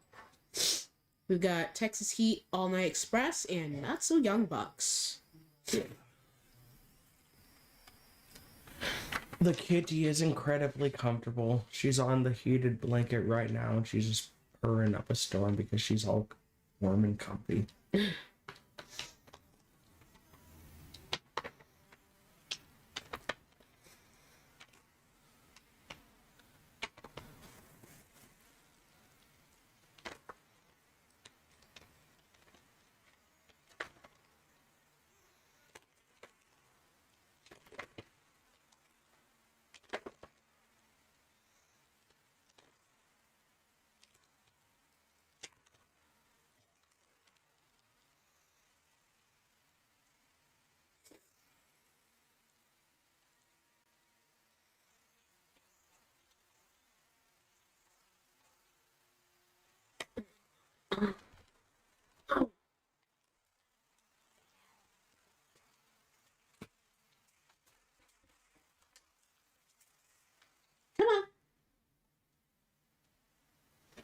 Need to be able to full. No, come on in. You ain't just sitting your butt in the cracker board.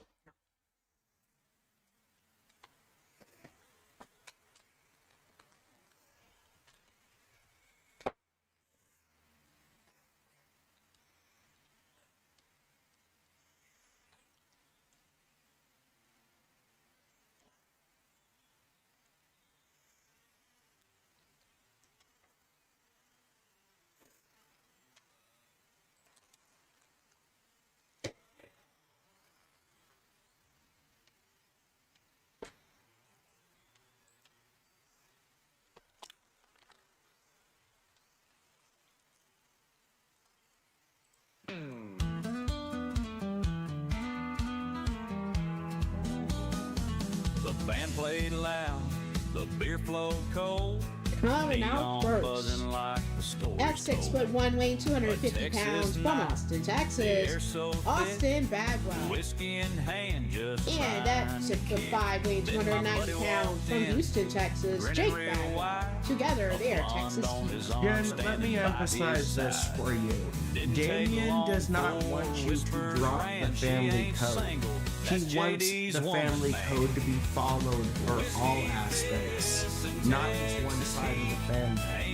If we're going to step up and show honor to family and respect, that just can't be for the Dragon family, because it's no longer just the Dragon family. You have the U-Takers married and interconnected through Violet, through Damien and other people, and while ain't just his they name continue to is. get Temper's the animosity for no thing that reason, built his fame.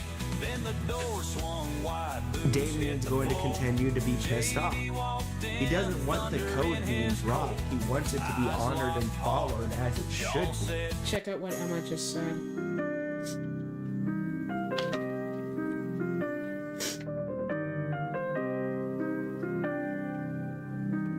It always be knocking, so you know we got Coming out next at 6'2", weighing 258 pounds, from Arkansas, Black Ice, Brian LG. And at 6'3", weighing 237 pounds, from Manhattan, New York, primetime Sean Sanders. Together, they are the All Night Because Express. don't get me wrong, Jez. The Dragon family's code is one that should be respected and shouldn't be abolished, but it can't be just for one side.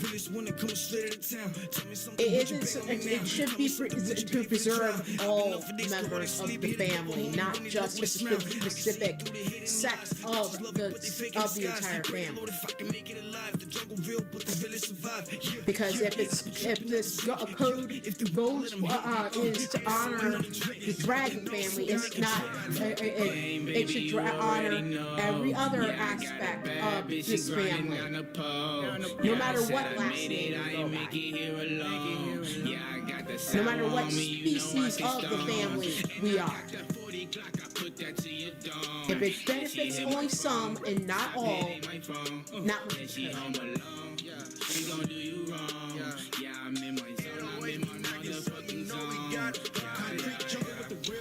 Well, many young guns, real. This is simple how real taste, uncut, raw, real. The tape, I'm fresh off the press, yes indeed. But I'm breaking the mold, can't you see? I've been what they wanted to be. Prophecy dictates it started with me. But I don't have time for the petty shit. I'm cooking up verses that ready whip. Universally, I'm excellent. Up next, we have AJ taking on Jose Blanco. 30-minute Iron Man falls count anywhere. And our final team to come to the ring.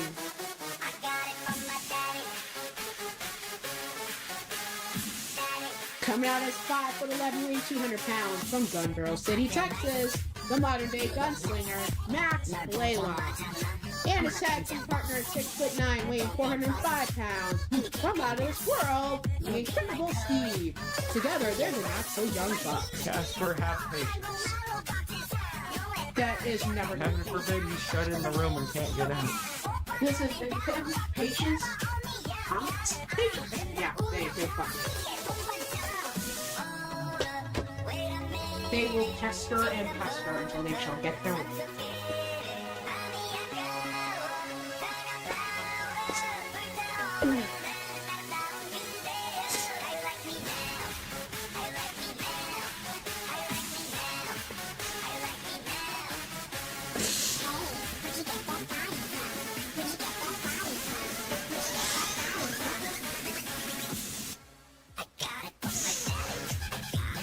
Sky, after everything that's happened earlier today at the Kingdom, yeah. Hope you're feeling all right. Having to be in action tonight. I know you said you're fine, but just checking in on you.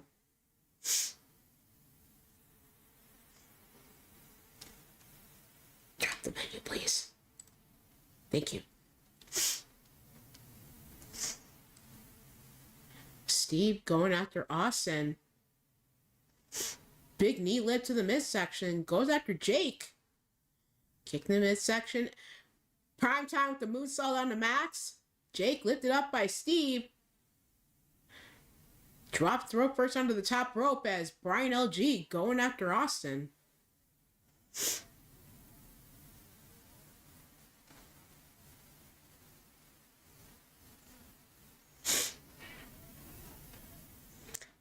So far in round 2 of this tag tournament, we've got the Legacies chasing Michael Nightwalker and Night Vale's Ezra Black and Colton Richards having advanced to the finals.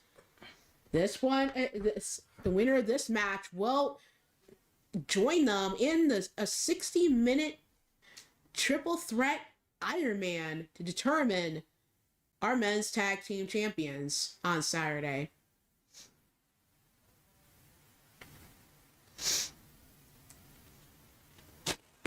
Jake throwing Primetime over towards the barricade. Primetime has Jake up on his shoulders, Jake out the back. Brian with a kick to the gut of Steve, now up on his shoulders. Damn it, Emma. She's like, hey, that pancake hit me in the head. Nice shot, Steve. You were coming down to the ring. Oh, jeez. But yeah, I guess you needed this as a nice distraction, Diamond Sky.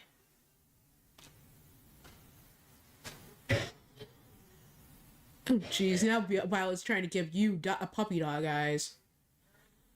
Sky was getting on Violet's case, saying don't pester your uncle or her Uncle Atticus and Auntie KK.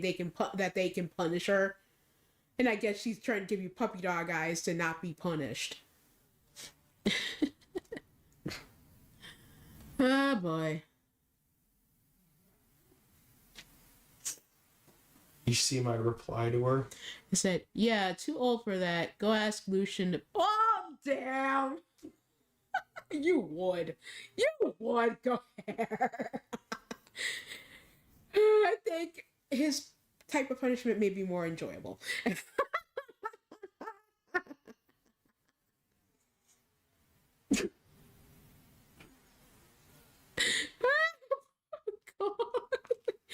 Oh, the laughing emoji.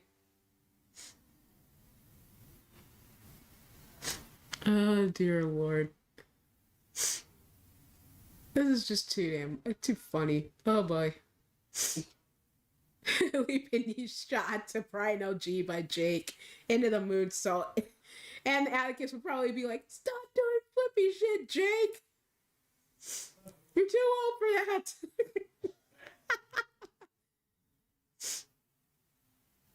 I know we know you're fueled by beer, but yeah. You're still you're in that age where you can get things like that hurt your bones a lot more.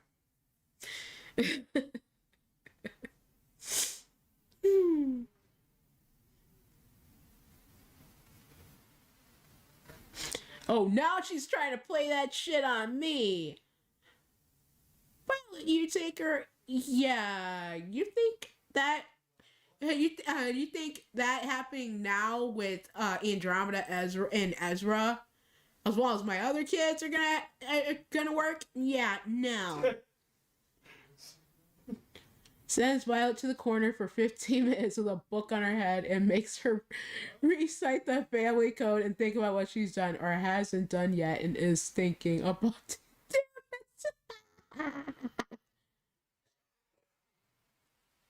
AJ, don't let Grandpa win. And Emma's like, that kind of punishment ends up bringing a reward, though, doesn't it? Yeah, exactly, Emma. Because Violet is talking to us, not to punish her, because we're her godparents / auntie and uncle. Please don't send me to my room, Uncle Atticus. I've been a good girl, I swear. Saying the good girl part to me. Giving both of us puppy dog eyes.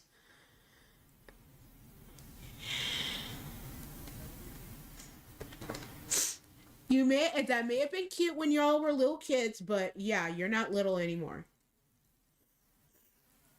Whatever punishment you received, you're just gonna have to beg Lucian for.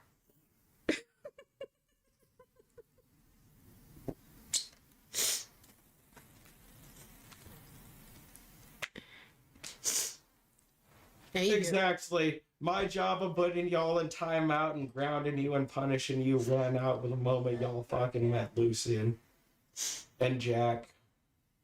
Yeah, and I could only do so much with Andromeda, with a little girl who knows how to make water portals. Andromeda was not able to be punished.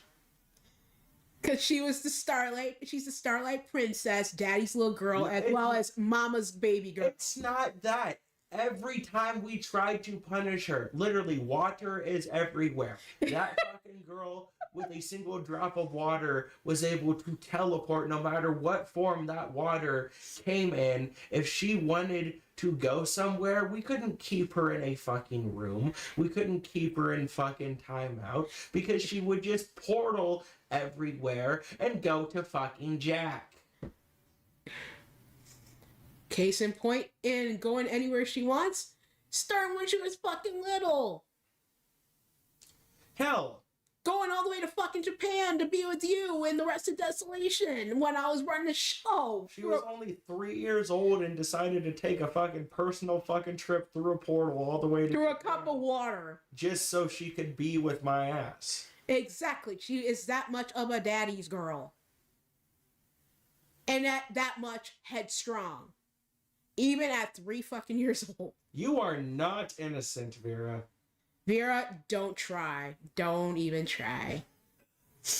Covered by Steve. Kick out.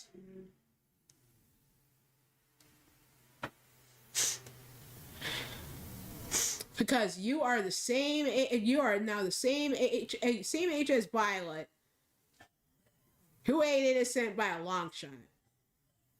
No matter how much you do with the puppy dog eyes to be like, oh, I'm a good girl. Yeah.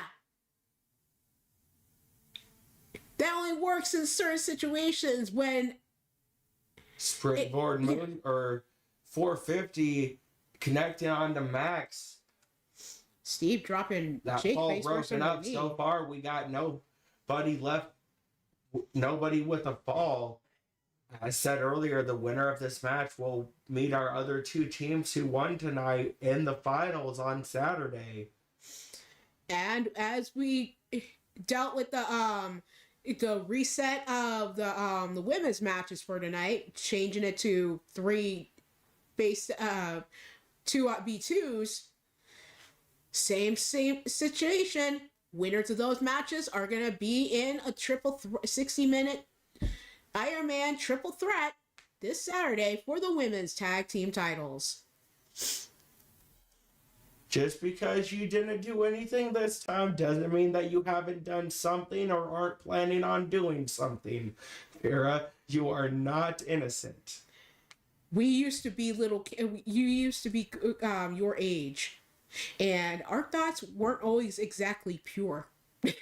So yeah. Oh, my thoughts were never fucking... I mean, we tried, but not.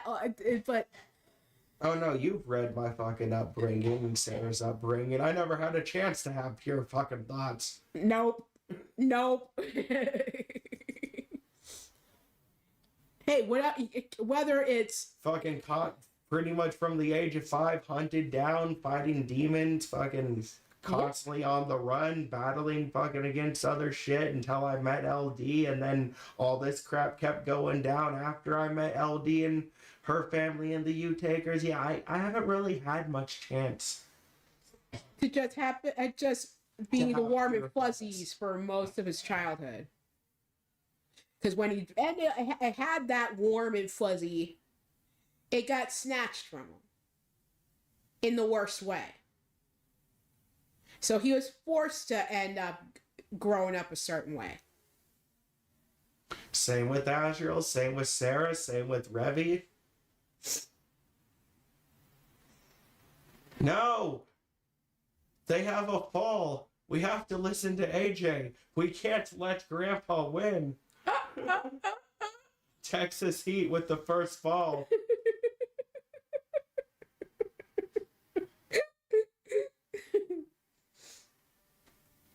Reverse DDT by Austin. Shot to the face of Jake by Primetime. Jake just weeble wobbly staggering. And I mean, I not trying to compare, but yeah. The only warm and fuzzies I ever got is mainly from people I consider family, Cover by Jake on the Max. as well as No! Grandpa won! Oh no! Tina's the winners. They're going to the finals. No.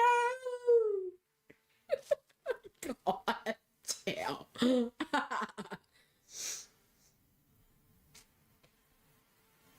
And Jake would probably be like, "Oh fucking well, hold my beer."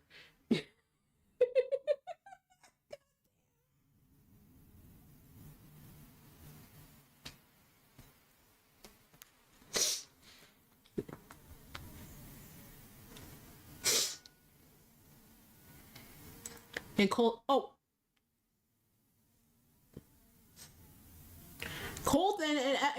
claiming, "Oh yeah, my thoughts are pure." Yeah, the moment the girls get to your mind, they stop being pure. I highly doubt they're as pure as you think they are, as you claim to be with Isabella.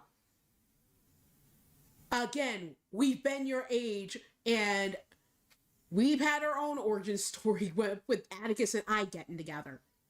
Not always in the purest sense. But on to our next match. 30-minute Iron Man, Falls Count Anywhere. AJ taking on Jose Blanco.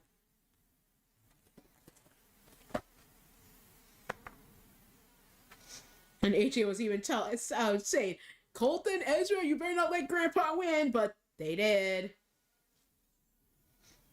Oh well.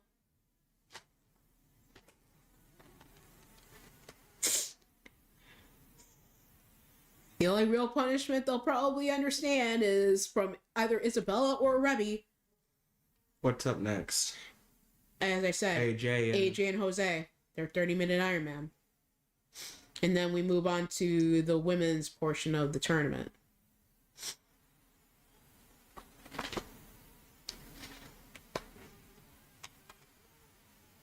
Oh, Diamond Skies claims that she can still punish and ground Colton. Exactly, Emma. Thank you. I was just saying that.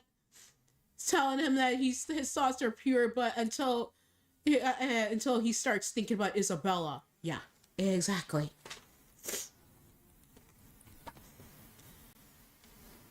Oh, Arya, y'all ever see a war flashback on TV? That's basically me 24/7. That and screaming that never stops. Yeesh.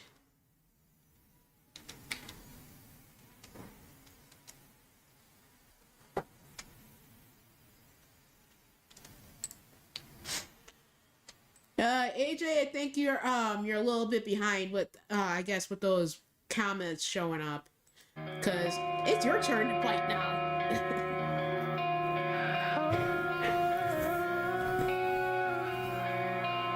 No, he's talking about the final match.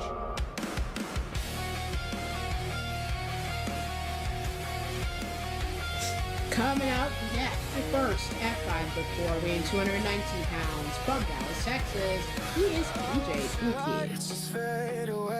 AJ Cool Kid, our reigning and defending King of Chaos champion, will defend on at the January 3rd and 4th pay-per-view. Damn it. Moment will be decided within the upcoming weeks. Colton giving puppy dog eyes to Diamond Sky, saying, "Mommy, am I still your little boy?"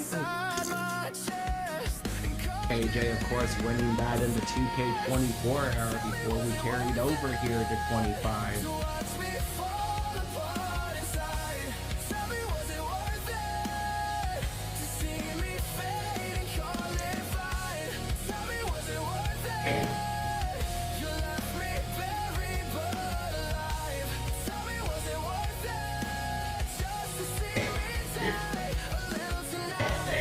This match, of course, tonight, non-title, but if Jose wins his match, he would give himself an argument for that belt.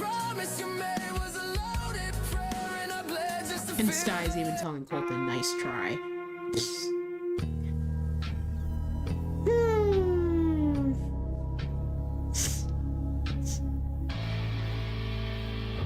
And his opponent, coming out at 5'11", weighing 240 pounds, from Jersey City, New Jersey, the masochist, Jose Blanco.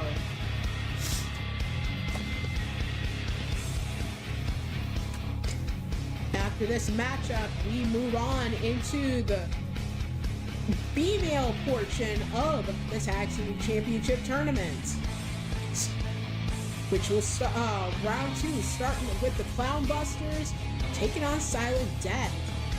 Clown Busters with a bit of alteration to their team going forward in the tournament. Sarah Richards, out on pregnancy leave, has enlisted the help of Shulky to take her place in the Clown Busters alongside her daughter, Super Stevie. Sarah, of course, will be acting as a manager for the Clown Busters until she is able to return to in-ring action. There would be no chance in hell of us keeping her away. She would fight us tooth and nail even when her tummy gets big as hell. She would find a way to make it into the arena. Just as stubborn as Rabbi was, because she was so fucking bored.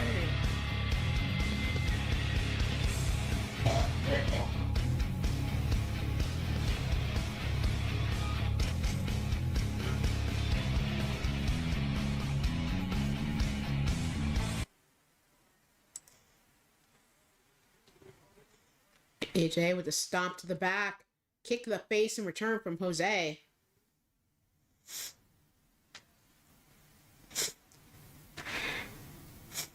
A long-term back and forth between Jose and AJ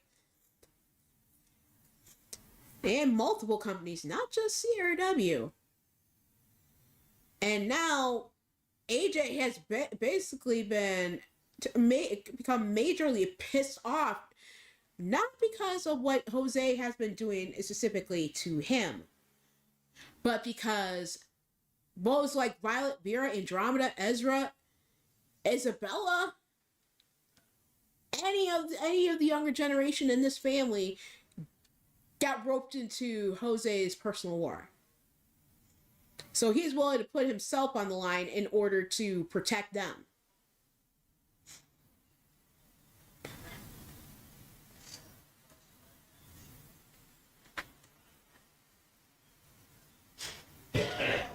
Oh, AJ's saying, OOC, he loves his new theme. I'd hope so. You picked it. Oh, dear. Here, Atticus, take this theme. 1 week later, man, this thing sucks. I fucking hate it. But you chose it.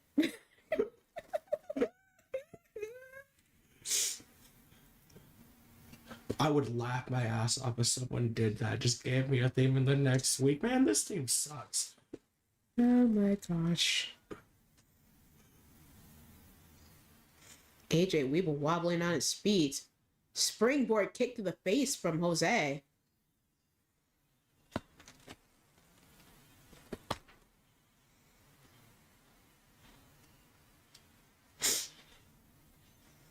I'm gonna get some more ice and water. Jose, down on the floor, stomped to the arm by AJ. AJ, up kick to the face by Jose. Jose brought up to a standing basis, gets caught up in a roll-up, not even a 1 count. Atomic drop by AJ. AJ sends Jose into the barricade. Kick to the face by Jose. Jose going up onto the ring apron. Goes up to the top rope. Launches himself down with the double axe handle. Now going underneath the ring. Mannequin arm to the back. AJ knocks Jose down. Knocks the mannequin arm out of his grasp. Now goes in for a submission.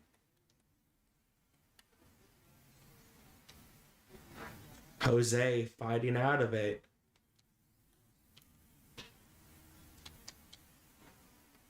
Give me a minute here. Reverse DDT, kip up by Jose. Kick to the gut by AJ. Pile driver connecting. Going for a cover. Kick at it too.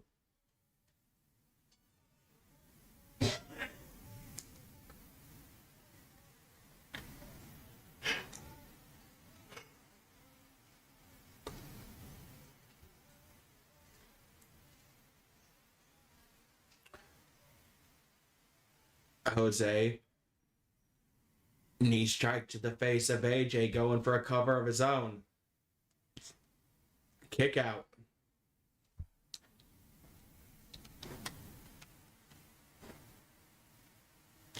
Jose going up top.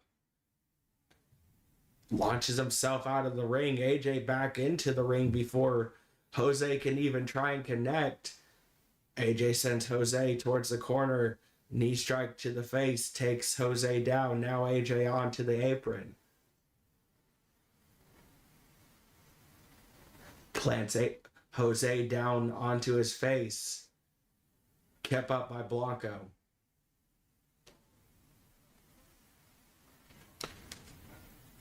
Drops AJ's head onto his knee. Follows up with a moonsault.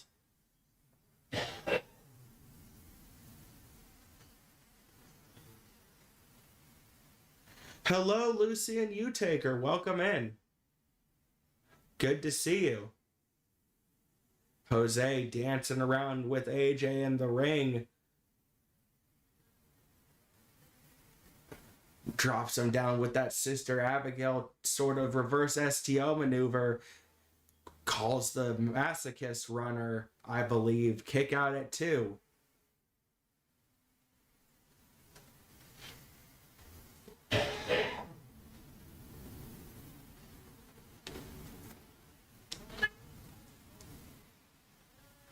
Oh, you've missed a lot of stuff going down, Lucian.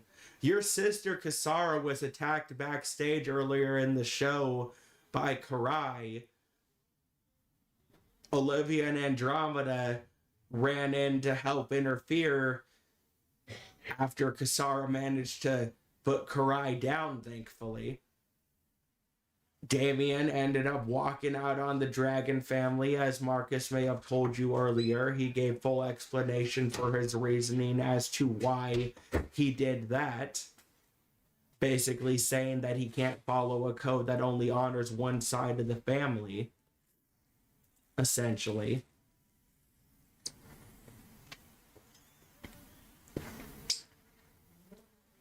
We had Jose earlier in the show try and choke out AJ and stab him with a pair of scissors repeatedly in the head before all this went down.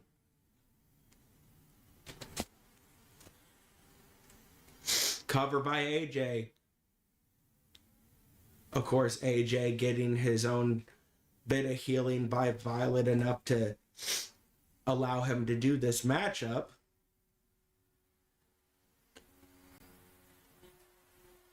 Oh, it's called Chain Fire now? Alright, cool. Hey, Lucian. Good to see you, sweetie. And Jen, for whatever reason of her own, after hearing Damien's argument, decided to follow along with him and drop the family code, although how well she actually follows that decision is going to remain to be seen. You mean talking about Jen? Yeah. Because Damien said it himself. It's not the code he has a problem with. It's how it's abided by.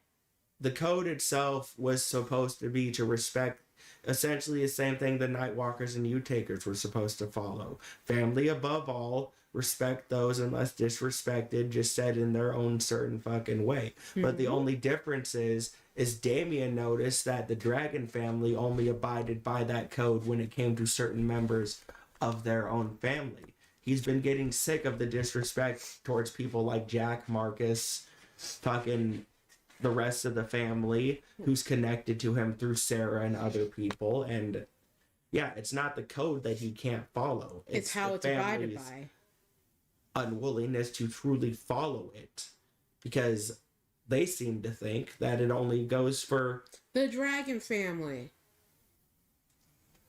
And it's not just the Dragon family anymore. Violet is married to Lucian, Jack is married to Andromeda, Damien is married to Sarah, who all have connections through the Dragon family in some certain way or form. Lissa and Killian have their connections through past shit going on, because a lot of the Dragon family members consider Lissa an auntie or a surrogate mother in a way. Right.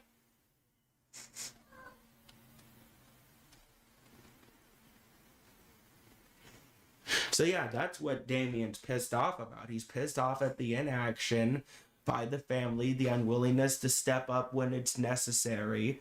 He's pissed off of people getting hurt and forced to suffer because of that inaction. And when it comes to being in the ring, he's sick and tired of respect only being shown towards one side of the family when the U-Takers, Nightwalkers, and other people are part of that family now. And if a code is meant to be followed, It's and supposed to family be for above all. all means family above all, regardless of how you say it, how you portray it, what form you put it in.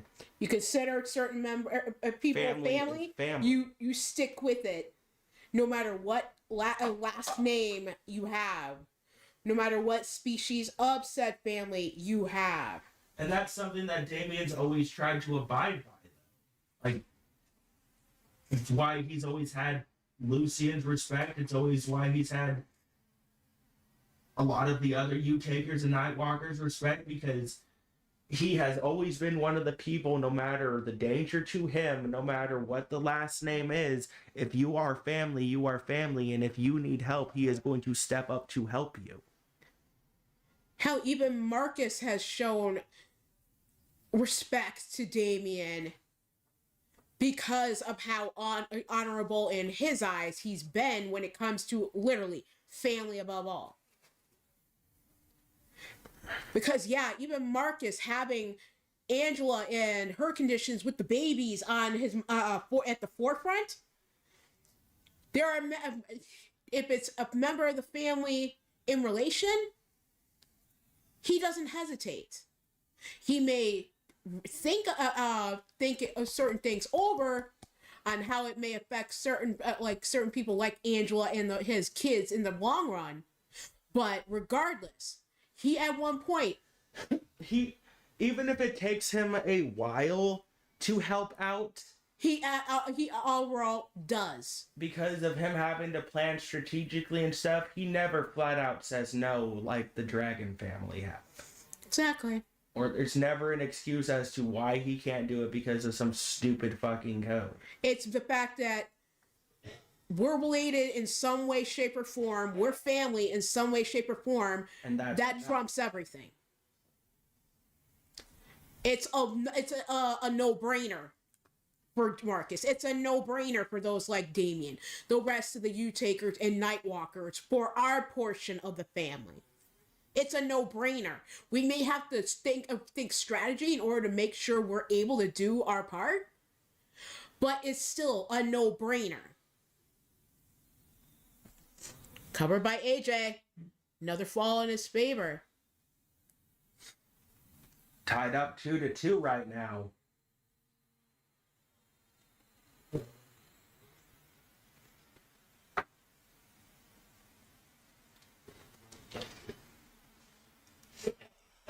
And Lucian is raging, rightfully so, in the live chat over what happened to Kasara. He's gotten word about that attack on her. He's coping as best he can, Lucian. I don't know if he told us the news, any of you, the news of what was going on between me, him, and Kelly, but I'm hoping that at least somewhat eases his mind after what happened with Kaiser Heart. Yeah, Lucian. Don't say it unless Marcus wants us to. I don't want anybody knowing until Marcus gives us permission to reveal the stuff. But I'm pretty sure Lucian and Marcus and the family spoke in private. As far as the reasoning behind what he pissed him off so badly. Oh no, I'm talking about in regards to his decision as far as me and you and what he asked us. I've never said anything. I'm saying that I'm hoping our answer to that at least somewhat eases his mind after what Kaiser Hart said. Yeah, I never mentioned anything about that. It's been simply through love and loyalty the way he looks to us. Kasara is fine, Lucian. Possibly mostly piss off. Leon, thankfully, along with Olivia and Andromeda, were able to get backstage and help her out before any real damage or attempts at real damage could have been done. And as far as the match went, well, if you really want to call it a match, Hey, Marcus. she did end up coming out on top and putting Karai down, so. Oh, jeez. I guess Angela went all chaos again, and he had to stabilize her in the tundra. Hence why he's late. Cover by Jose. Jose, 5-2 right now. Yeah, ended up starting backstage on Kasara during Andromeda battling Olivia Takeshi in the underground, and they both ended up running to the back as soon as the match was over. And yeah, Olivia's main focus is because it's trying to get Iolana away from the House of Ruin, but when Angela asked, Andromeda asked what she had to do with any of this, what's the point for her getting involved, she just basically said it's the right thing to do. AJ with the choke slam off the top rope. Wow, surprised you didn't do a pedigree that time. No offense, AJ, but yeah, Kasara came out on top in that attack from. Oh no, Karai. Here he goes. Never mind. I That spoke damn too soon. pedigree of his. Every other member of his damn family does the same damn thing, and they bust a knee. And grabbing that knee, rolling into a cover. AJ admonishing Violet, Vera, and 5 even to 4. Scott and Colton doing that damn thing, and yet he is the example. You wonder why. The younger generation is observant, so yeah. AJ with the sleeper hold locked in right now onto Jose. Jose getting himself out. Oh, and AJ is doing a lap. In I manifested it into reality. I spoke about it, therefore it is.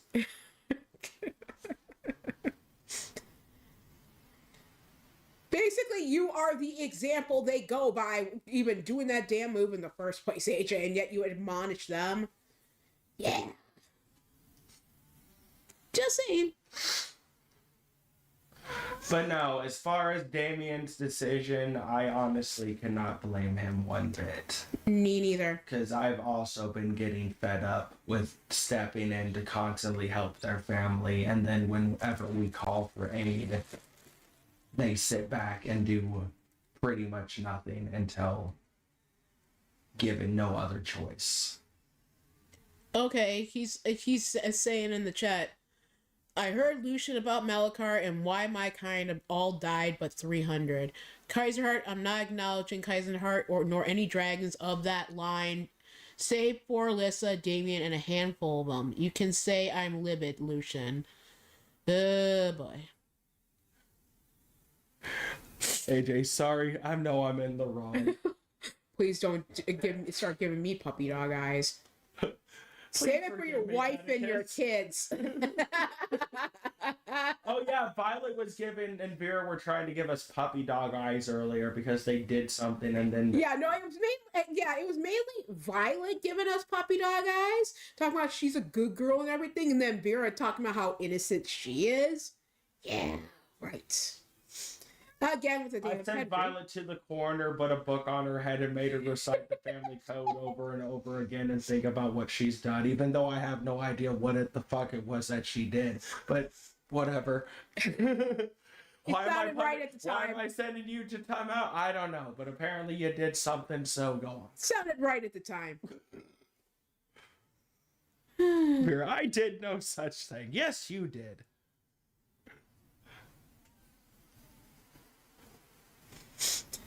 No indignation is needed to be directed our way, Vera. For fuck's sake. AJ now with the 2-fall lead, 7-5 over Jose with 11 minutes and some change left up in this matchup. And we already stated that it was Violet doing the damn puppy dog eyes, girl. You didn't do the puppy dog eyes, but you Oh, sure God. as hell fucking acted, oh, I'm innocent. I didn't do anything. Damn it, Marcus. He's like, so that mean no wolf eyes either? That won't work? Well, damn. Guess that only works with Ange. It's not how that works, Emma. Grin. Damn you, Marcus. Lucian's hate towards Kaiser Heart is towards Kaiser Heart alone. You had nothing to do with the situation because... Emma, I understand Kaiser Heart is your father. Believe me, I understand how you feel in relation to him. But just because someone has an issue with certain members of the Dragon family that you have love and loyalty to does not automatically mean it's you being guilty by association. We don't believe directed the same way. We don't believe in this concept of the sins of the father should become the sins of the child. People are responsible for their own actions. They will be held responsible for their own actions. Exactly. If it has nothing to do with you, then he's not going to hate you. Exactly. Just like we don't go the sins of the boyfriend either with you. You may be in a relationship with Jose. You may be a part of the House of Ruin, but you're still family to us because you have proven deserving of still being family to us. You're responsible for your own actions. He's responsible for his own actions, just like Kaiser Heart's responsible for his own actions. So no, just because Kaiser Heart does something does not mean we hate you.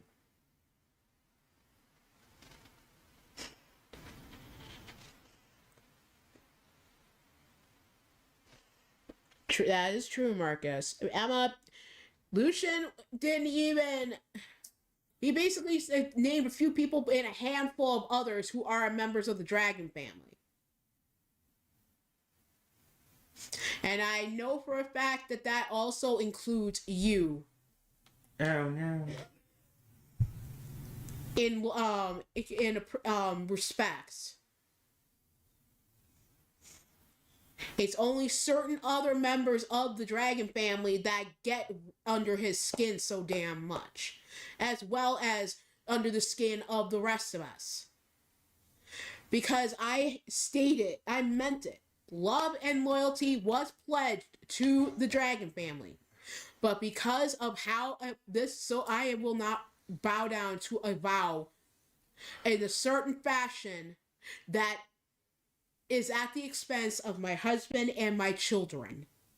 It may be a detriment to me if I get physically involved in a certain situation, but if in the long run the people I love and care about actually survive and are not hurting like hell because of it, You and LD were around during that whole Malachar bit. Marcus wasn't. You saw that conversation with me and Kaiser Heart and the rest of the Dragon family. How fucking they ended up fucking leaving MLW because of the fucking confliction, because of me fucking and LD both being so pissed off at them at the fucking time because of their refusal to help. I believe fucking a couple of the U-takers were around as fucking well during that yes. It wasn't just you, it wasn't just LD, it wasn't just the U-takers or the Nightwalkers being nuclear over their inaction. It was also myself as well. It's been all of us getting in certain people's faces and not missing our tongue and missing our words. Was also during the events of the Circle of Seven Stars, and yes, we had also called for them to help with all that stuff, and they refused. So yeah, it drives me up the wall that as honorable as they claim Marcus to says be, he thinks it was his brother Paul and Mom Yu, which sounds right to me.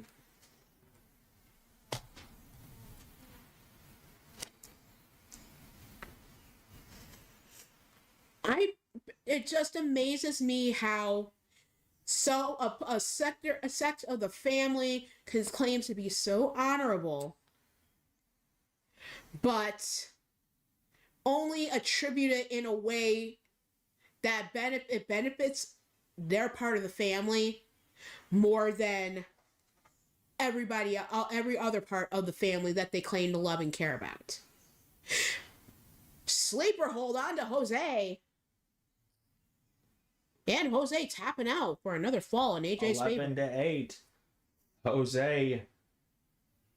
AJ going at it for weeks on end now in several different places. Cyberspace, BMWF, here in CRW. AJ finally getting his pound of flesh, so to speak, against Jose. We got a little over 5 minutes and some change left. Jose down 3 falls. As I said, AJ right now, our current King of Chaos champion. If Jose somehow manages to pull off this win, he would insert himself at least into the argument of having that title shot at the pay-per-view. Or at least his name being inserted into a title match of some sort. AJ's like, Jose, can't you see you're hurting not only and every whatever you're hurting Emma the most of, love her. Snap the fuck out this. Oh, poor pitiful me crap.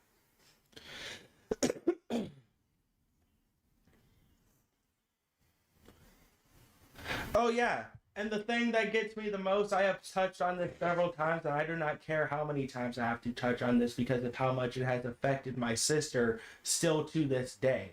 Because of his inaction, that veil ended up falling. I ended up having to die and be killed off by my sister in a decision that still haunts her to this very day, still haunts me to this very day, that she should have never been forced to make in the first place. Mm-hmm. So yeah, I walk around the Dragon family to show, at least try and show some sort of respect, but to lie and say that the fucking bitterness and animosity isn't there because it's there. It's there. Because yes, I usually have a big heart, but it's like if you claim like to have that connection with family as much as you say, yet do not actively back them up in some way, shape, or form just because of what you've been conditioned to believe is the right thing to do, when the right thing to do is to make sure your family does not get hurt, does not die, isn't forced to fucking sacrifice themselves or forced to be the one who held the weapon to have said person sacrificed in order to save everybody else from the veil falling like it did.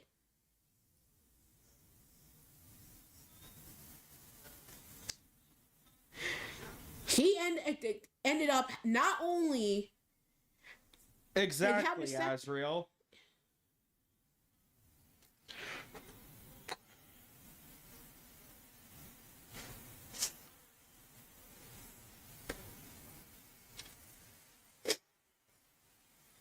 Basically, people ended up dying. People having to sacrifice them, having to be sacrificed, as being away from the people that they love and care about.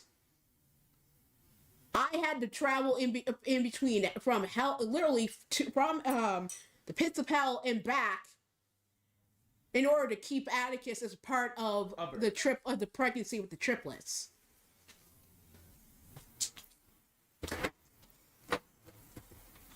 Hell, even with the damn Hunter situation, people, Alyssa of all people, had to raise hell in order to get the Dragon family to get involved.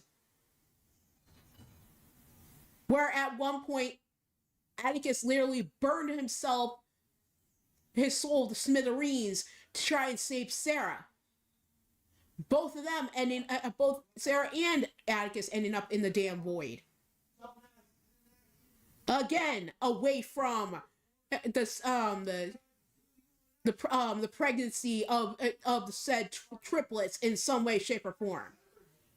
Always somebody else having to suffer in some way due to the inaction of those who claim to be honorable.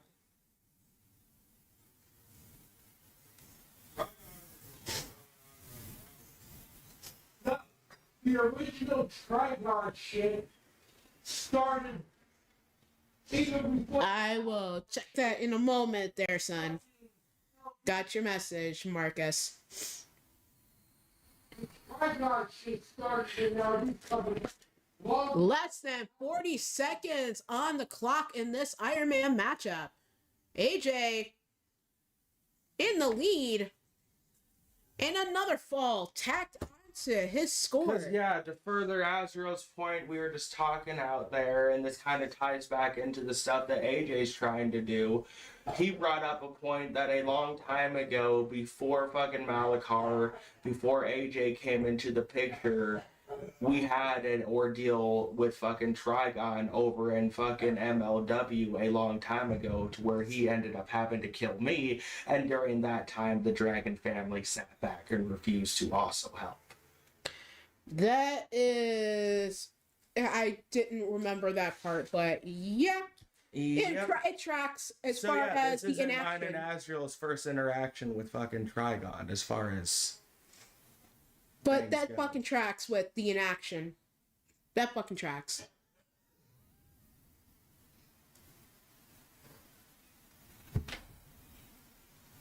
AJ Cool Kid victorious here in this matchup against Jose.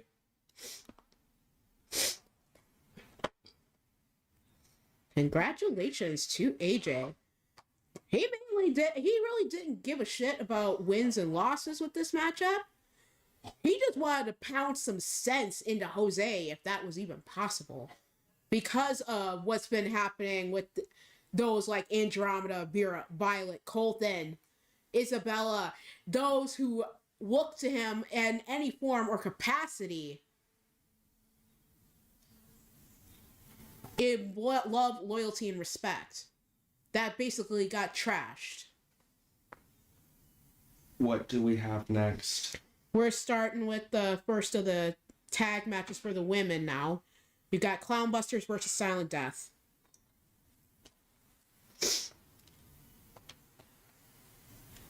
But yes, as said earlier, the winners of these tag matches will meet in a triple threat 1 hour Iron Man match on Saturday for both tag titles. The women will have their own Iron Man. The men will also have their Iron Man. The men's matches the men's teams that advanced tonight are as follows so far, or not so far. Our triple wait a minute. I just clicked out of it. Yeah, why'd you click out of it, woman? Because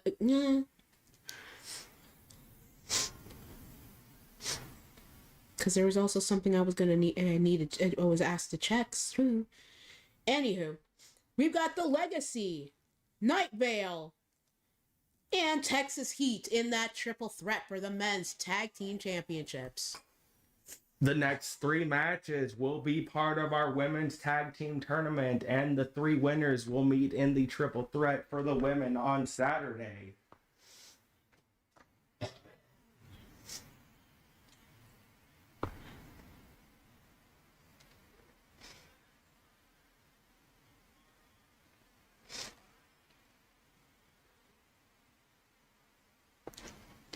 And since these ones are now regular matches, I can just go back to the regular format for these ones.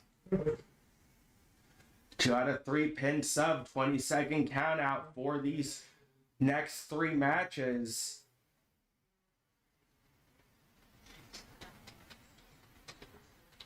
Up first, taking the place of Sarah Richards and the team of the Clownbusters. Oh, by the way, Shulky taking the place of Sarah alongside her daughter, Super Stevie. As I said earlier, Sarah, now out on pregnancy leave, will not be back for quite some time. baby. Just got permission. Let's- And I have just received said permission. A few days ago, Atticus and I were in discussions with Marcus. Marcus had approached us with adoption papers. He requested that him and I adopt Marcus because it's for a long time. Once he with the connection he's built in returning to Angela, returning to the family after so long,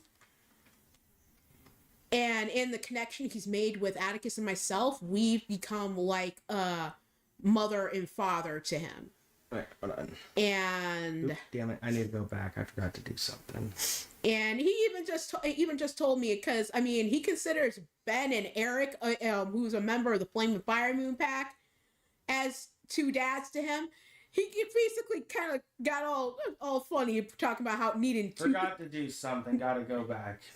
He got all funny talking about needing 3 dads to keep him in line, but he needs only one mom, and that mom happens to be me. So yeah, in discussion, we've already given. And yes, I have to go back and set this because if I don't, my sister will fucking kill me. So. And we've given Marcus our answers. And yes, we will be adopting Marcus officially into our family.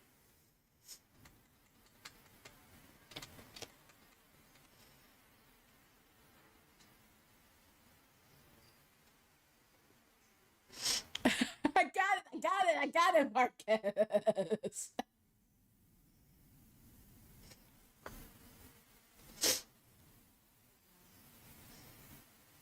And Kasara, rightfully so, royally pissed. Just pushed a medic out the door saying, "I'm fine, I'm pissed, get out my damn fucking way." Yeah, Kasara? Understood. Totally understood. Yeah. Now, apparently, Angela may have given him the idea. Kasara, I'm not going to influence your decision, but I will mention this. I have announced a War Games match as far as Marcus is concerned. I do not know if Marcus has been able to find partners, but if you truly wish to get your pound of flesh, you know who to go talk to. But yep, Emma, that will make him your cousin. Make who her cousin? Marcus. Oh. It will us agreeing to sign the papers. Yeah. Same ball is going.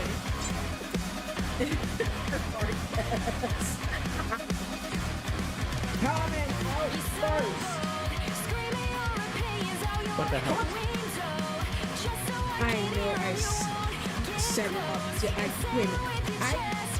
we've only had a tag team set. No a trio. It's fine. So that's why they're coming out first. It's fine. We're in practice, so that's what might happen. Coming out next, 5 foot 8 weighing 130 pounds from out of this world, Super Stevie. And her tag team partner at 6 foot 7 weighing 230 pounds from out of this world, Kid Shoki. Accompanied by Sarah Richards and Columbus.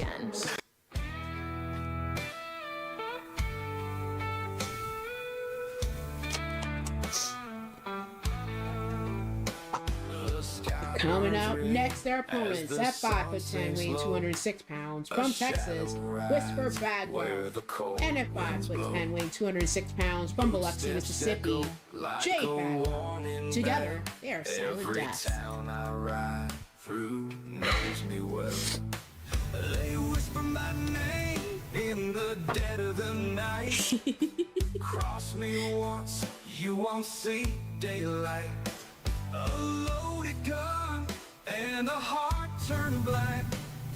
Ain't no preacher Yeah, gonna bring he me back. I consider him one of my babies. the moment he got together with Angela. Speaking of happy moments and everything, I'm not going to reveal our decision on this yet, but Marcus, I will tell you this personally. I did read your answer to my question in DMs about a certain other individual of the family, and I want to say thank you for actually accepting that proposal. And I heard about it too, but I'm not spilling the beans. But yep.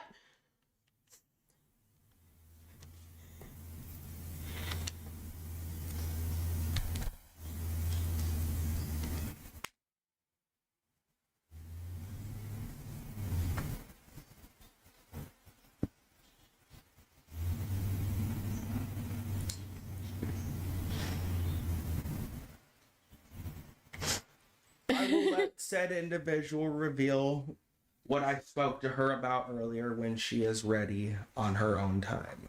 Yep. Said person has a lot on their mind. So we're gonna just respect that.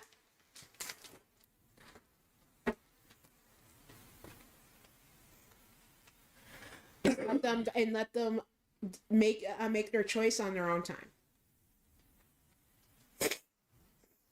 Starting off with Whisper and Shoki.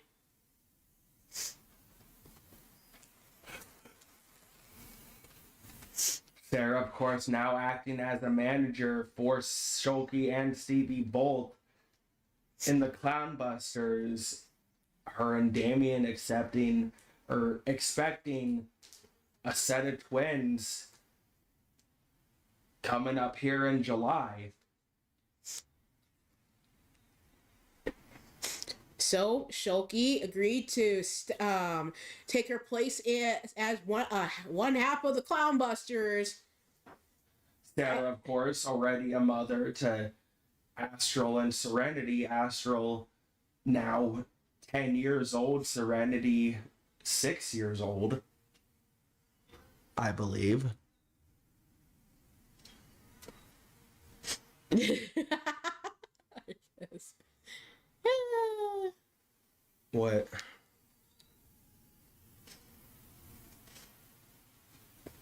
Just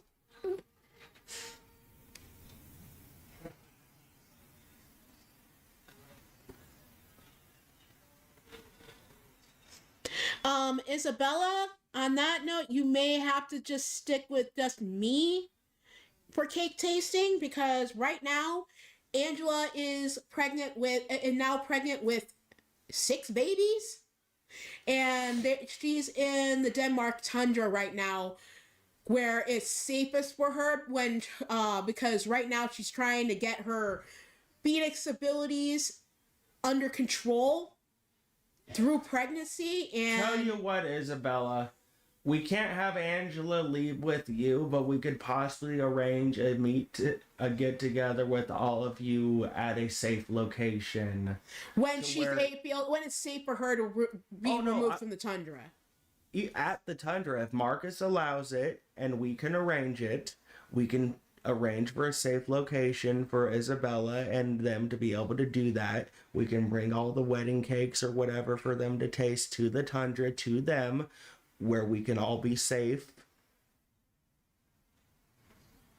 Oh, here we go. Xara's like, Marcus? Where's Marcus? He's got a team for Pound of Flesh? I don't care who else. Count me in.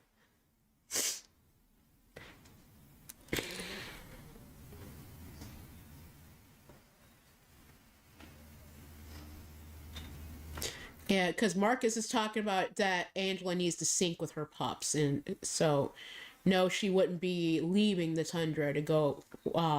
Exactly, that's the point. I don't know if she can have visitors over at the tundra to. I don't think I think with that announcement, it might be where she can't have visitors at the tundra right now. I don't know for sure if it's going to be safe, because there have been so many times where he just came for like brief visits in matches, and then having to get back to in order to help Angela keep her fire under control.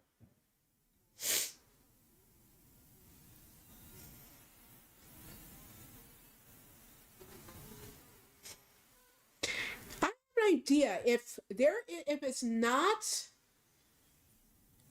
a good idea, if it ends up not being a good idea for Angela to have visitors, could send the flavors that Isabella is wondering about with Marcus to take to Angela, and maybe by a video call or something, those who are with Isabella for the cake tasting, we could have that kind of thing now.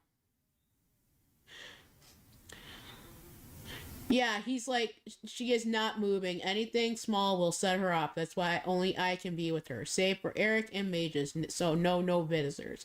Turn the links off from everyone but me. That's how unsafe right now. Well, ask your Auntie Lissa. She'd be up for it. Lissa does not do sweets. Oh, she's not much of a sweets person. Okay. So yeah, Angela may have to not be a part of the lead up to the wedding. She's got to focus on staying healthy for the babies. Sarah might. Well, yeah.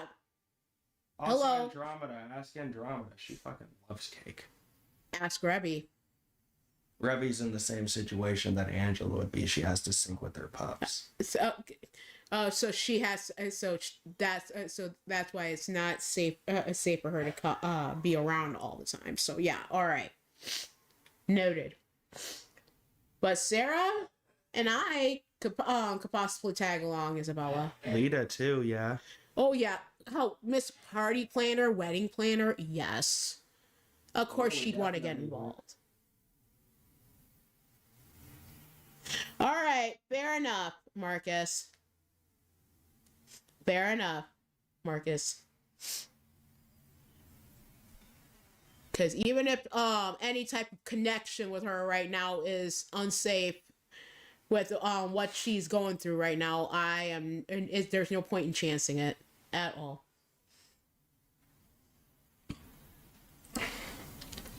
Exactly. She owns a damn catering business and wedding planning business. Yeah, Isabella. Definitely give Lita a heads up. Talk to her. Because I mean, the only reason why I let Rebby at your arena the other day is because Jose and the house aren't as prevalent there, and there's less risk and more chance of her being hurt and more chance of her staying safe. yeah, because only Jose shows up at my show as well. And Emma, yeah, she's a part of the House of Ruin, but she is plenty well behaved and just loving being around the family. Simply that. The only one who could be an actual threat is Jose. Ezra to come here tonight with him. He broke at your show because he was at least able to trust her to stay safe, but he refused to fucking break to let her to come here tonight. And everything that went down tonight, I would be against her showing up tonight. Because of the crap that Jose and the House of Ruin have done. Yeah, Hunters may be gone, may be dead and gone, but if I can no longer trust Jose around Andromeda and Ezra, I'll be damned if our triplets get anywhere near him. They're staying at the Utaker Manor when we're not on the estate. yeah, where it's safe. Ezra won his match and immediately fucking left back to the manor to go be with Revy because he didn't want to have her be a fucking alone for too long with everything she's going through. She's probably having some fun baby time with the triplets. Oh yeah, I think they're watching the Fearless 5 right now because Revy had asked Marcus to watch them for a few days so they could get practice in. Oh, so the Oh, okay, so the Fierce Five are not on the pack grounds right now. They're at the manor. Okay. Yeah, I believe they're with Ezra and Revy to help them. Ooh, doesn't have anything down there, Stevie, but It goes that way anyway. Hasn't your father told you not to do that? Hell, even I have to say a tag to Shelby. I even have been hearing not just through my own server. Fusion has bonded with Marcus and Angela as well, especially I think with the Fierce I think Five. Fusion might be with Ezra and Revy right now, because Well, of the course. Fierce Five are like a freaking mini fuzzy battalion guarding him, not letting which him. is honestly good for Revy, because Revy hasn't had much interaction with Fusion. So. Yeah, and Fusion is just like I in the most best way, a lovable goofball. I love how quickly he's taken to the family since joining mine and your companies. Yeah, he's kind of got a lovable goofball sense of humor. But yeah, he's been showing utmost respect, even though at first he was like treating everything like a damn episode of Supernatural. Fucking Shulky had fucking, I think it was Whisper or whoever's in the ring, fucking up with the double choke slam position. I thought she was gonna fucking shake him like fucking Homer Simpson. Why, you little? That's the yeah. Same shit that Lissa does to people. I love that submission. Just fucking grabbing them by their neck, fucking just hoisting them up in midair and just choking the life out of them while you shake them like fucking Homer Simpson does to Bart. Well, Marcus, even if I can't visit in person, if there's anything within at my lab with any healing products that I create myself, that could be of any benefit, just let me know. I will send some along with you the next time you go back to the tundra. Like maybe whenever you stop by the hideout or by around Atticus and I, or by the our arenas, that kind of thing. So I can get to getting cause plus, by the way, if and I know that Lita is dealing with the C&K product line. I think she has something in regards to pregnant women in dealing with tough pregnancies. So Cloudbusters with the first fall or Super Stevie with the pin. So maybe that might Whisper. help, Marcus. Or I believe that's Jade in the ring, isn't it? That is Whisper. Yeah, There's no red in the hair. Plus, her name is popped up. Yeah. Stevie dropped with the power bomb by Whisper.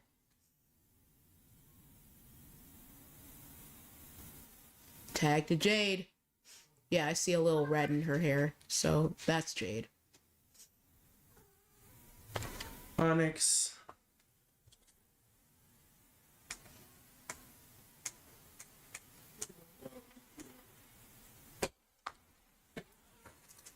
You want your Twitch or none? The littlest co-host is aching for her toy.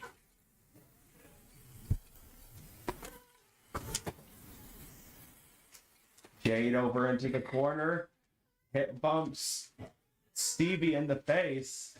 Yeah, I got her this little freaking like electronic rope toy that I can attach to a door frame that's run by a remote that just goes up and down that she can chase after. And Yep, Lena can create stuff with her C&K line. If I can whip up something in addition to help out Angela, I will do so. No hesitation, Marcus. Shulky, you kicks to the gut by Jade. Jeez, Colton. Colton's like, why can't Roundhouse she to the take face, me goes along? for a cover. Why can't Colton asking why he can't be taken along for cake tasting? He likes cake. I don't know. Maybe it's a girl bonding thing for Isabella. I don't know, Colton.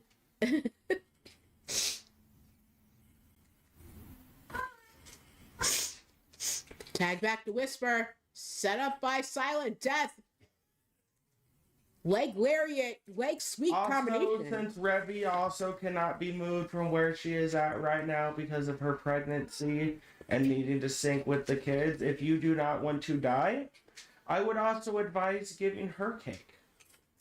Basically sending cake to Angela and to Revy. Yeah. Yeah. And I think, you know what? I think a certain vampire seductress would not want to be left out. Yeah. Celeste. Yes, I'm pretty sure Celeste would like some cake too. Yeah, she went pregnant with her the second set of 5. In fact, screw it. Just buy cakes for everybody, just to be safe. Pretty much.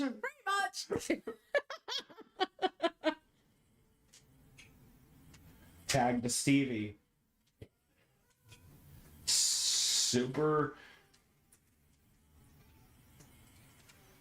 Well, I can't call it the super nacho punch. Is it super Stevie punch then? Like, Might as well. Hey, you get a nacho. Because the last time Nacho was here and I called it the Superman punch, Thank you. He berated me for not calling it the Super Nacho punch. He basically basically Superman is an arch enemy of his. Shulky sent into the corner. Tag.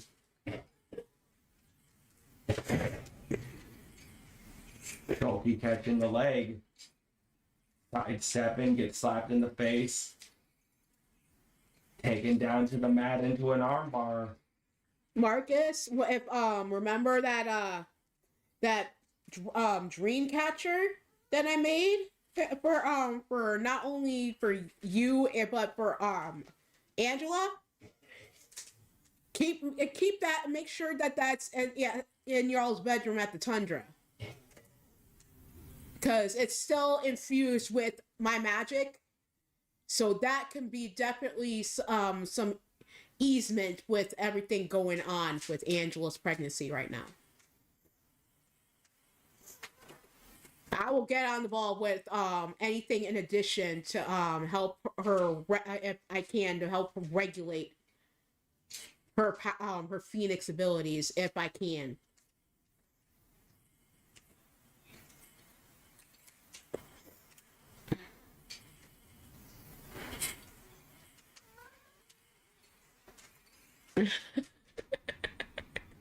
Oh, jeez, Marcus. Silly. Okay, good, Marcus. Oh my god, Ezra. Ezra, are you fucking kidding me? Ezra, Revy had some nice cakes. Also, she's a really good baker. You are just as bad as your dad. You have become just as bad as your dad. Now you know why growing up I was giggly and blushing every time I was in the damn booth with him. To the back of Whisper. That's why your dad can get me fucking blushing all the fucking time. You become just as bad, Ezra. You have. Oh, and Isabella's allowing Colton to come to And cake Marcus tasting too. is fucking encouraging him. Oh, jeez. Now he's like, Marcus is like, I mean, so does Ange. See? Ezra gets it and high fives his brother. Oh my gosh. Oh my god. Oh boy, it's a dude thing, I guess. Cover busted up by Whisper by Jade. Oh my god. Jade sent into the corner. Shulky drop kicks Whisper in the head and then turns her attention back to Jade. Working on the arm. Roll up. Slide into a panic attempt. Kick out. Tied up between the two teams. Next ball goes into that triple threat this Saturday. Spine buster onto Shulky. Kick out at 2.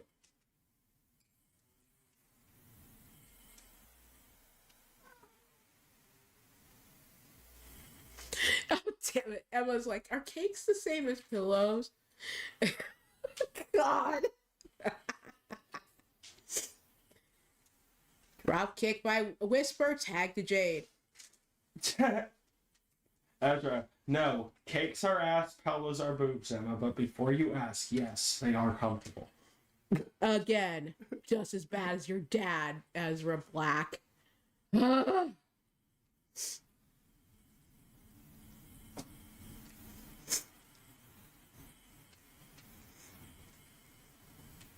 Now you know why your dad gets me blushing in the fucking booth. God. Covered by Stevie. Busted up by Whisper. Ay, ay, ay. Stevie coming in with this traffic cone. But Jade not allowing that to be used.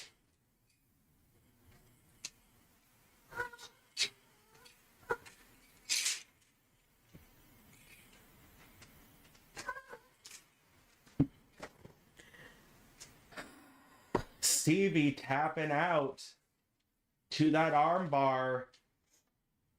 Silent Death advancing in the tournament to the finals. Great effort by the Clown Busters.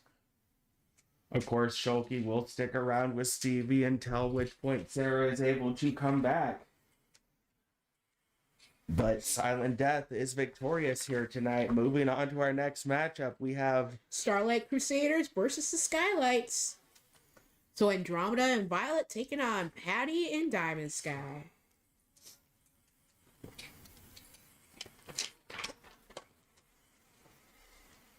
Marcus, you are in our main event tonight. Yep, Teaming alongside Ezra and Damien. against the House of Ruin in a G6. Are you okay over there?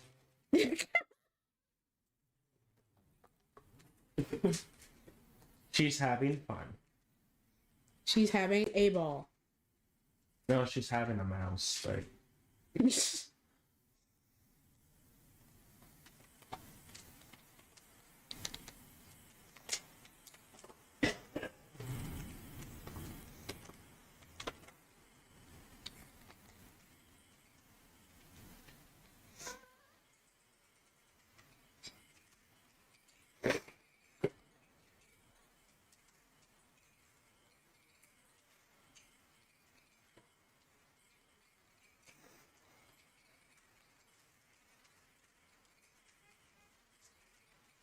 Yeah, you gotta scroll because I also have her as Hardcore Texans.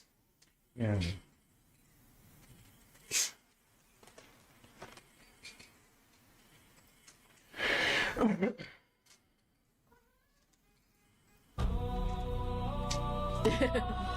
the stars out from the sky. Darkness falls, I come alive. I've always been this way. Coming out first at 5'7", weighing 137 pounds. From the outer circles, bayous of New Orleans, Louisiana, Andromeda, you take her. And at 5'8", weighing 136 pounds, from parts unknown, Violet, you take her. Together, they are the Starlight Crusaders. Got a little tongue-tied there. After this matchup will be our third and final round 2 matchup for the women's portion of the tournament. It'll be Nightshade Covenant's Rose Tagaya and Liliana Lancaster taking on Hellfire and Brimstone's Angelina Devereaux and Karma Nightwalker.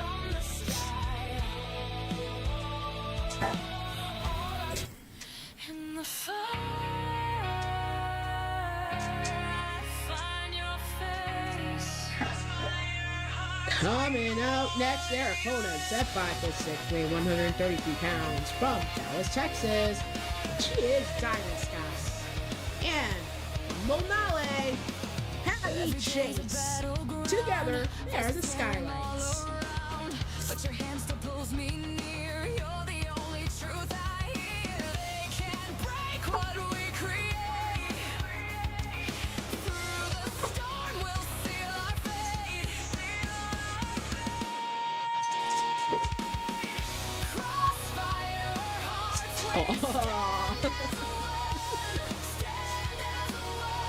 We're all heathens in our own way, so it's just, in some respects, unavoidable.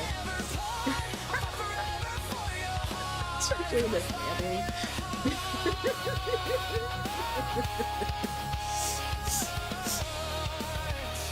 Yeah, we all had somewhat of a halo, but we got horns pushed. Erase this dream. Every scar and every fight only makes our loving.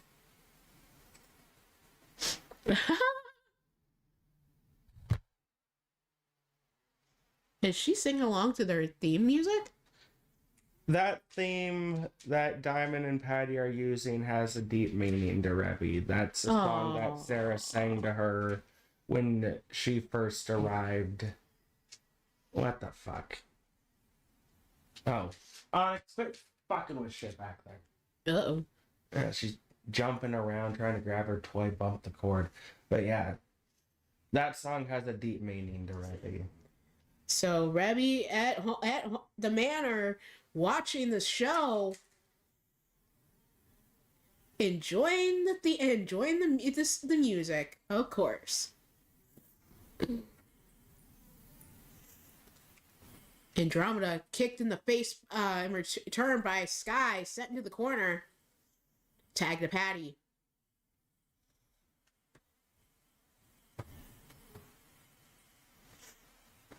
Double suplex buys the skylights. Patty on the ring apron, beckoning Andromeda to her feet. Like a springboard type of kick to the face on Andromeda. Jeez. Onyx is having quite the ball. We've got something that clips to an area of the room where it's a remote control battery operated that can be rechargeable. Got some type of thing at the end of a string and it can go up and down and she's going bananas for it.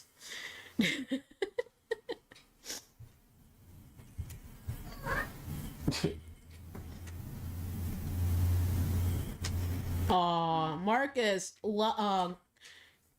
crosses his hands over his heart at the music too.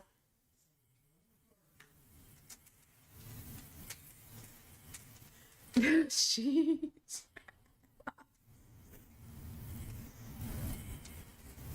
With everything that's going on with the damn House of Jose and the House of Ruin, yeah, Jack is lucky not to be turned into dust. Lucky he has a way of having any calming ability with Andromeda.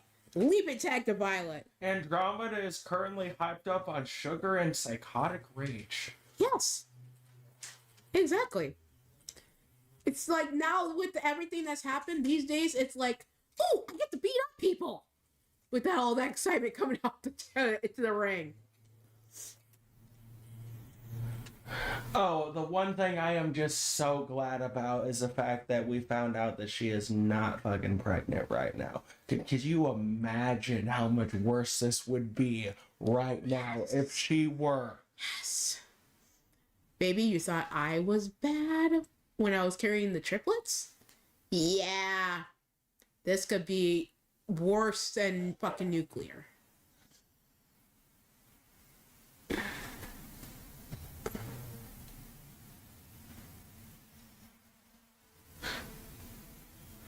Sugar and pure unadulterated fury and rage towards Jose, but yes.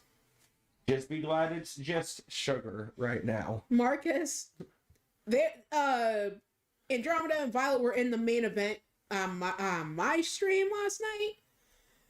Brian LG and Primetime Sean Sanders were lucky not to be turned ash into dust with everything that's been on the minds of Andromeda fucking scared the shit out of Ezra. Yeah. Came in with a damn empty mount for Jose's head with his name on it, asking Ezra if he's ever been deer hunting. Ezra asked him, what's it for? She said, you ever been deer hunting, Ezra? Basically that if Jose doesn't cut his shit. And then she proceeded to fucking ask Ezra, does this look crooked to you? Should I put it up higher? Yes. And then she later went on to form a magic circle filled with backstage flames, with a fucking doll with Jose's likeness. Not sure if it was thrown voodoo into doll. a fire. Threw it into a fire while singing a creepy ass song. In addition, Violet had a picture of Jose tossed in a bunch of fire too. You can come down now, you. This ain't time for pole dancing. Down. Thank you. We've got pipes in the room, and Onyx loves to climb up them like she's working hard for the money. No, her toy stopped moving. Oh, she's trying to fix it herself. Okay. Daddy's busy. I gotta fix it myself. Tag to Andromeda.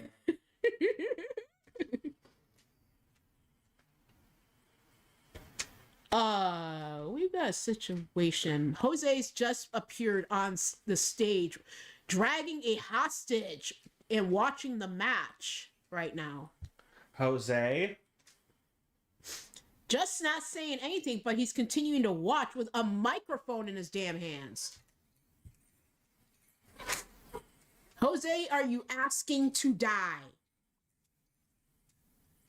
Seriously.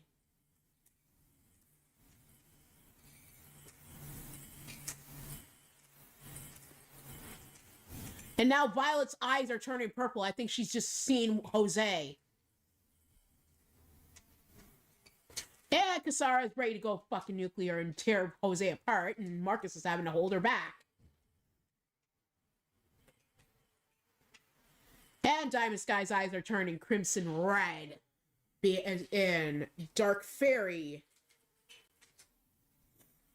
Oh, boy. Tag to Patty. I don't know what Violet was trying to do, but she missed.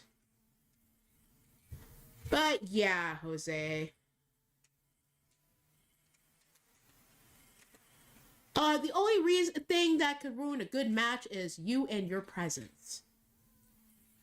Especially with two young ladies who are heartbroken and royally pissed. Again, do you want to die?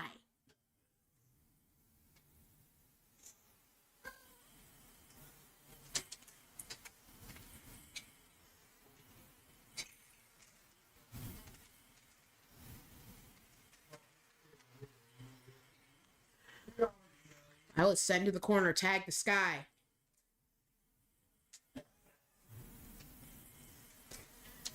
AJ, he's on the stage right now with a hostage and a microphone in his hands. 2 count only on Violet.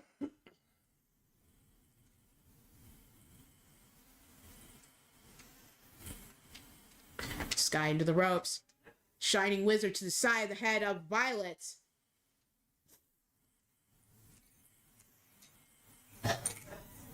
Violet sent to the corner.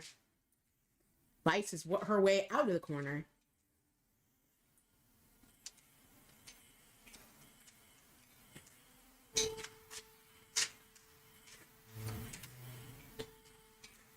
And I've just gotten word from the damn manor, Rebby is going nuclear because she can't fight Jose in the House of Ruin right now, and with everything that's happening, calling it fucking bullshit.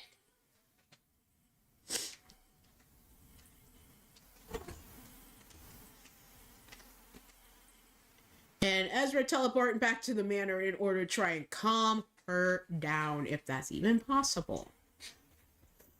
I got it.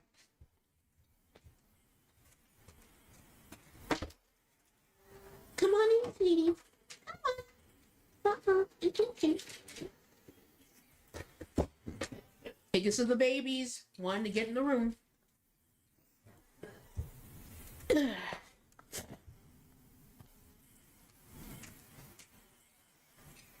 He's just like looking totally unbothered, Jose, with the hostage eating golden Oreos.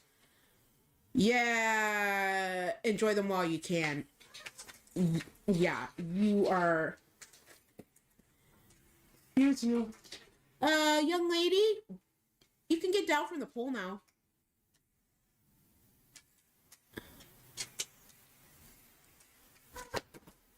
Yeah.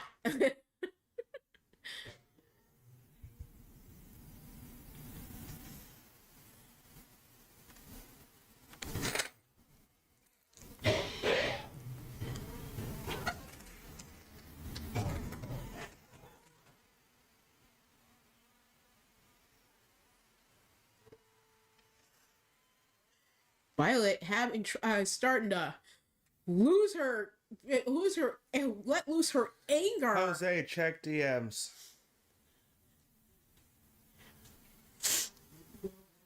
And Marcus, I caught wind of that mind link, young man. Yeah. I understand it's she wants to see her family in action and everything. But yeah, if that's also a danger to her well-being with the sextuplets, yeah. That's gonna... You'll be lucky if your cabin in the tundra isn't burnt down.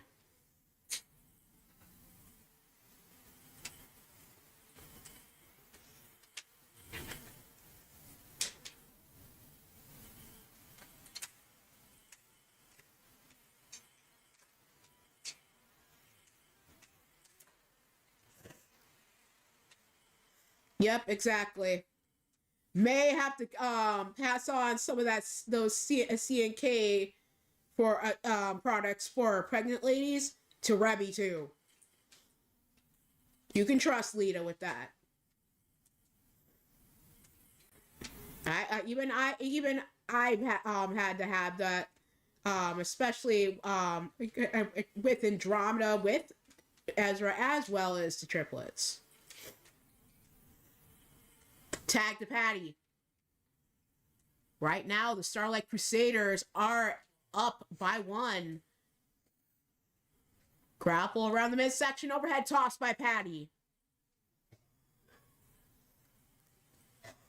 On the outside, leg sweep onto Patty by Violet, not the legal woman for the Crusaders. Andromeda coming in with the light tube. Not able to use it, gets taken away and cracked across the midsection by Patty. Shot to the face. Reverse sling blade onto Patty, into the cover. Busted up by Sky.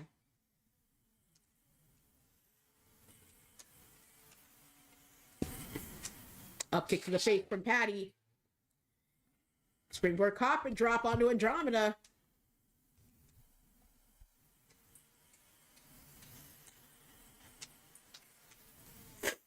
Violet having trouble keeping her own anger under control, seeing Jose on stage right now.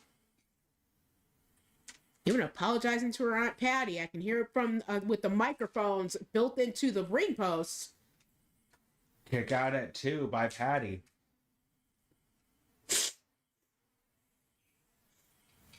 Yeah, seriously, if Andromeda starts paying attention, really start to pay attention to the damn stage, yeah. Patty and Sky will be lucky to make it out of this match alive. Roll up by Patty. Kick out at 1.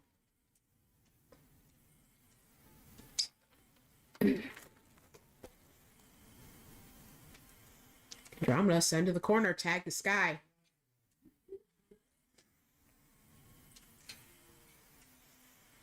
Wheelbarrow into a cutter by Sky and Patty. Covered by Sky. Busted up by Violet.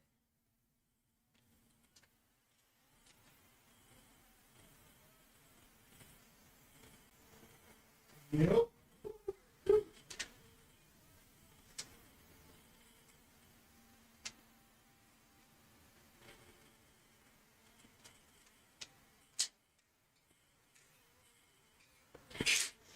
And Sky's eyes are still crimson red, saying she can handle what they're dishing out.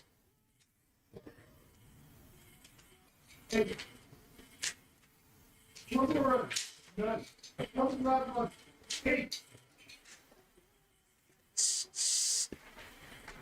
Sarah appears on the floor above Jose's location, looking down at him, telling him to let her go.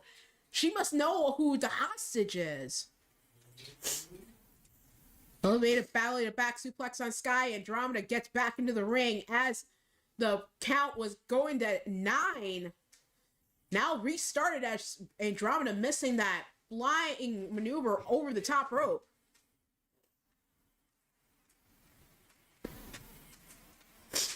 Seeing off on Andromeda with the sledgehammer.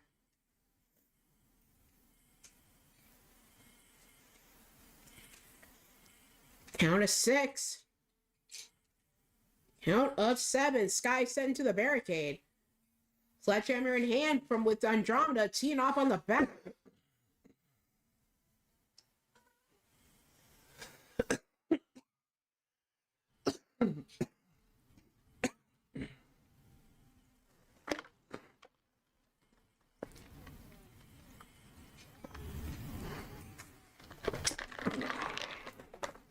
Refs count up to 14. Sky back into the ring. Oh, Sarah unsure who it is, but she knows it's a female. And she can sense that it is a member of the family.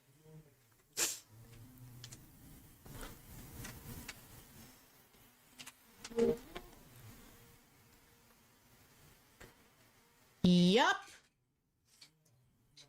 From what I'm seeing in the live chat, yes. Sky with the cover on Andromeda. And that is it. The Skylights advance into the triple threat at the finals. But I don't think they're... Jose, again, check DMs.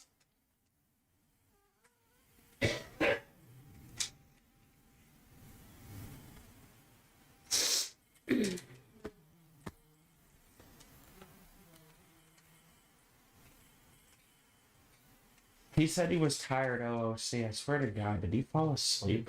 Because he said he wanted to do something before he went to sleep. Yeah, he better be awake. If he's wanting people... What's the next match?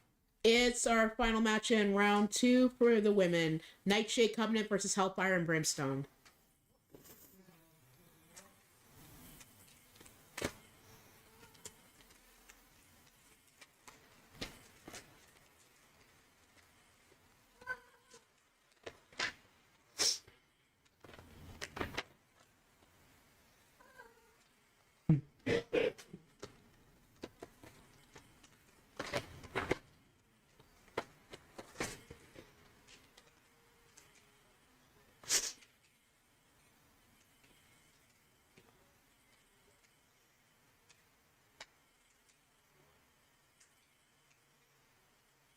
Seriously, he better not have fallen asleep with that cliffhanger.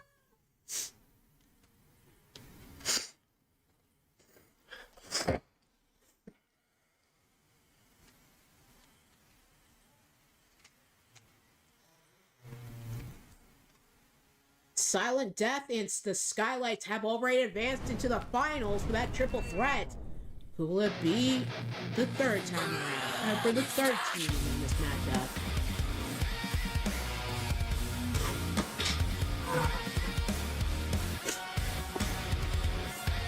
Lena, I know you got, you're wondering what the hell's going on, but we got a match to handle. Just focus on that. We're trying to figure out what the hell's going on here.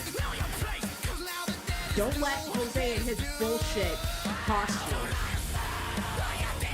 Coming out first, at 5'4", weighing 105 pounds, from Osaka, Japan, Rose Sagaya. And at 5'4", weighing 105 pounds, from Bella, Liliana Lancaster. Together, they are the Nightshade Covenant.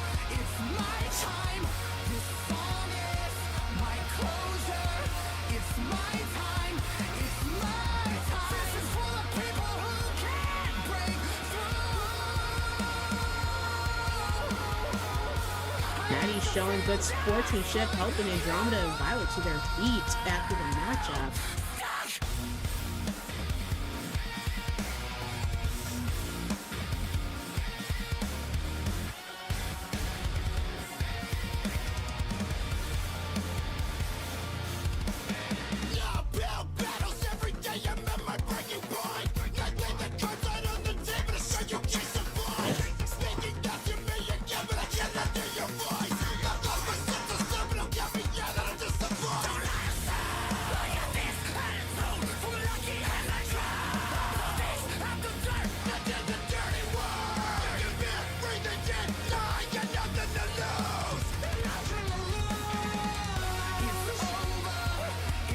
An exchange between Angelina and Karma in gorilla position.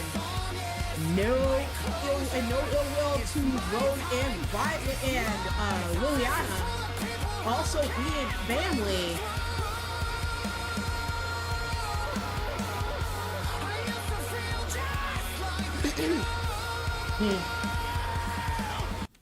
Coming out next, at 5'9", weighing 162 pounds, from City, New York, Hartman Nightwalker. And at 5'8", weighing 144 pounds, from New York, the Spears, Angelina Devereaux. Together, they are Hellfire and Brimstone. But yeah, discussion between Hellfire and Brimstone, yeah, I highly doubt that's any shot towards at Rose and Liliana. But yeah, the fact that this is family, not possible member of the family, whomever it may be, yeah,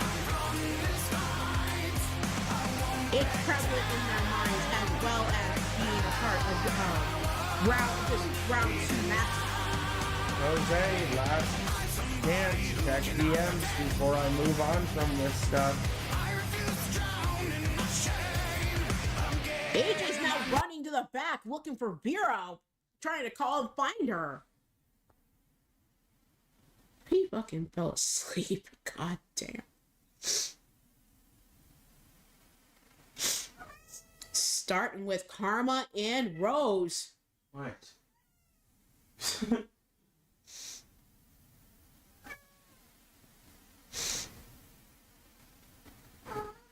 What, are you mad that it's off now?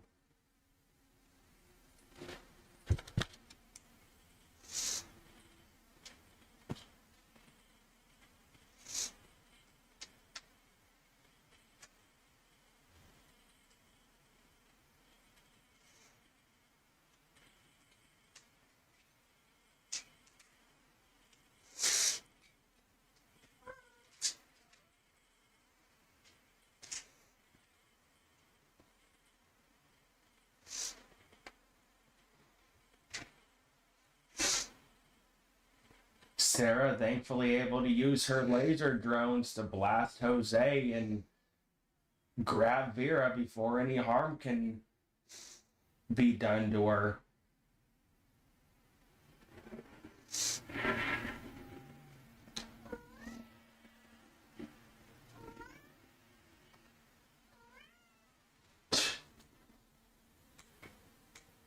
I'm sorry, it's dead. You need to charge it. He'd be like, but charge it then, Daddy.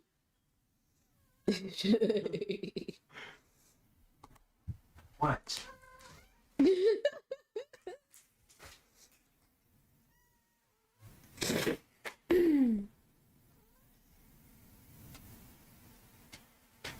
Because he was talking about how he wanted to do something before he went to sleep. Well, whatever he had planned, don't know what it was, but too late now. Gonna have to move on from it because we got the rest of our show to figure out.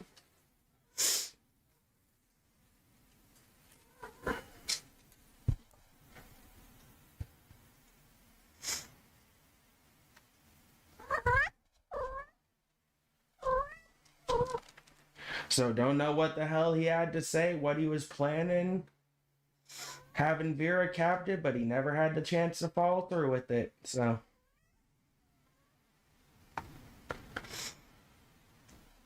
Springboard coffin drop by Liliana.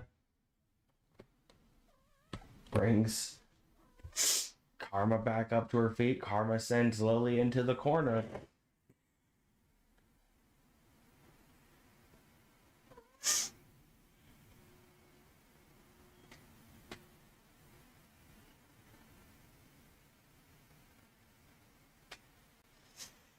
Yeah, understood, AJ. Liliana slamming Karma onto her back. Karma kipping up like it didn't do a damn bit of difference. Doesn't matter to me now, AJ. I DM'd him 3 times. If he wants it to have any effect, he needed to stay awake for us to play along. Yeah, that's right, Onyx. You're so talkative. What do you need?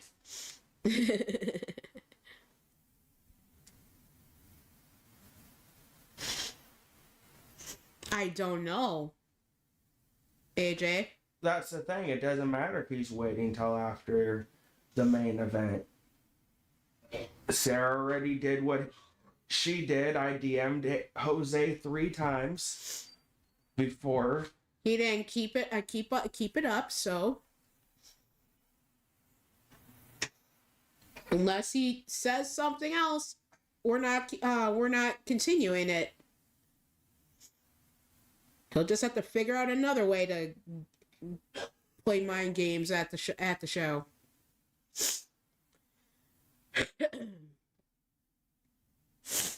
Leaping tag to Rose. Kicked in the midsection.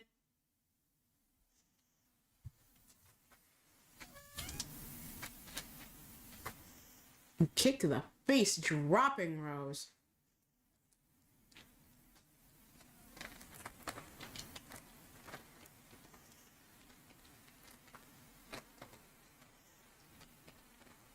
Rose with the cover. Tip out at 1.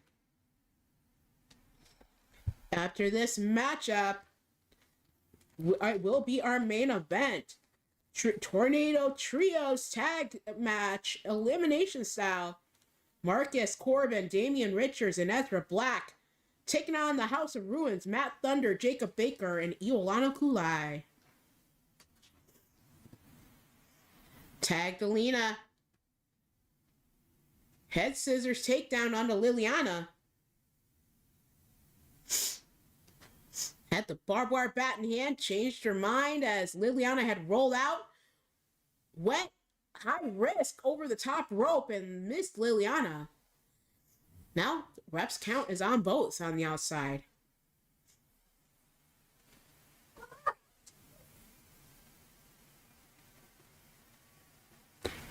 Someone named Nick Wilson is in the chat. Welcome to the stream. This is Chaos Regional Wrestling. Our host, the Chaos Reaper, Atticus Black, beside me, and I'm his co-host, partner in crime, Crushing Kelly Black. AI versus AI. Everybody role-playing their characters in the live chat. Hope you enjoyed the stream.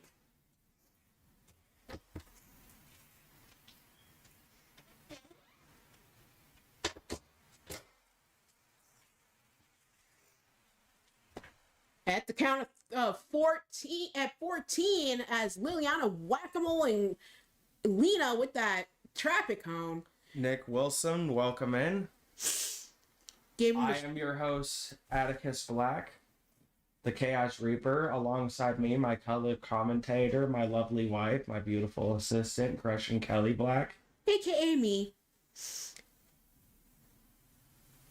And both teams with the count out there. Refs count hitting 20. Karma sending Liliana back into the ring follows after her. Meaning both are with a fall in each other's favor because of that.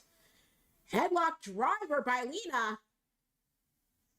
Busted up by Rose.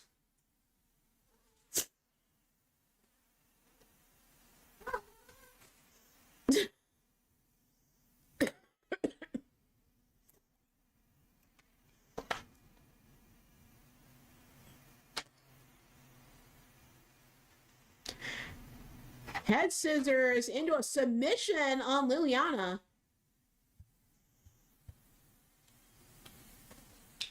Lily able to fight out of it. Lily grabs hold of Karma, whipping her onto her head. Busted up by Lena. Sorry, I'm distracted by a freaking cat. I know. Tag to Rose. That's why you got me to help out. It has Karma by the scruff of the neck, sets her up against the ropes. Sets her up through the on the second rope, draping DDT onto Karma, and Karma just kicked up like, what was that? Sent into the corner by Rose. Rose coming back in with the traffic cone. Saw Karma coming out of the corner, drops it and kicks her. Shots to the head. Now into the submission. That is it. Your winners of the match headed to that triple threat. Our final team, the Nightshade Covenant. Rose able to make... We run two feds together, actually. Yep. Nick, He's my wife Chaos Regional Wrestling. I am Blood Moon Wrestling Federation.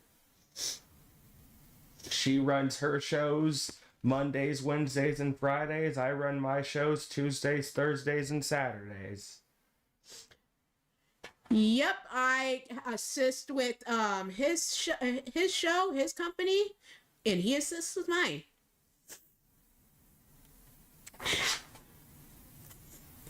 Next up is our main event, G6 style trios tornado tag elimination. Marcus Corbin, Damian Richards, and Ezra Black teaming against the House of Ruins, Matt Thunder, Jacob Baker, and Iolana Kulai. And this one just for the...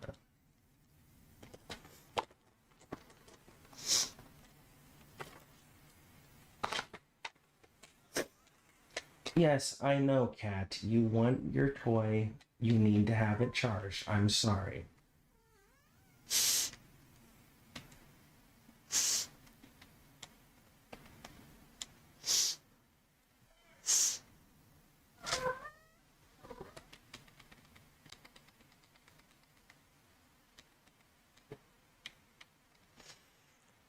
Lena checking in on her sister Karma.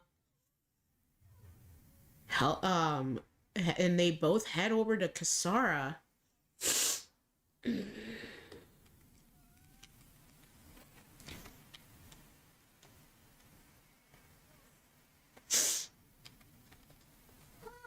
Great effort by Lena and Karma.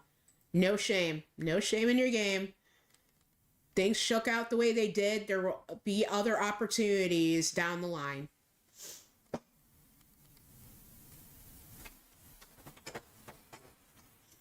Ma'am, if you want your toy charged, you're gonna have to quit knocking the charger out of the wall. He's like, so impatient. She's freaking obsessed with this thing. Sarah saying, let's go Damian, Ezra, and Marcus.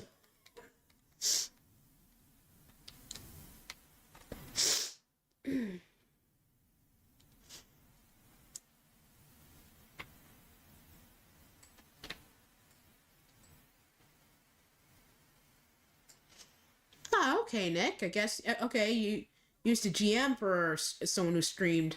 All right.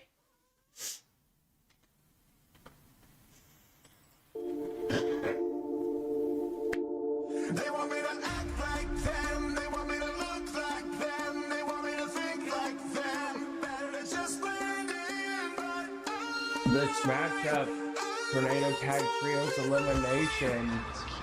Coming out first at 17 with a weight of 350 pounds. Repping the Flaming Fire Moon pack, Marcus Corbin.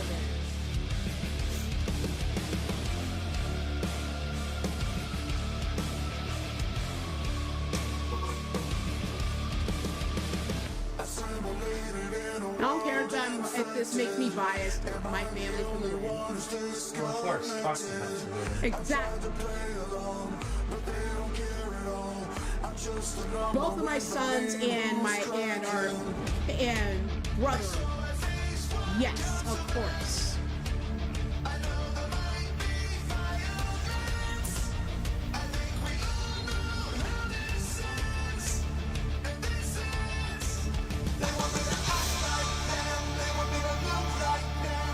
For those of you who are new to the company and just tuning in, over the past month and a half, Jose Blanco, leader of the House of Ruin, has gone around and doing attacks on members of the roster, including friends and family members connected to myself and Kelly. All because of a personal vendetta stemming from over 5 years ago that Jose just can't seem to shake or get over.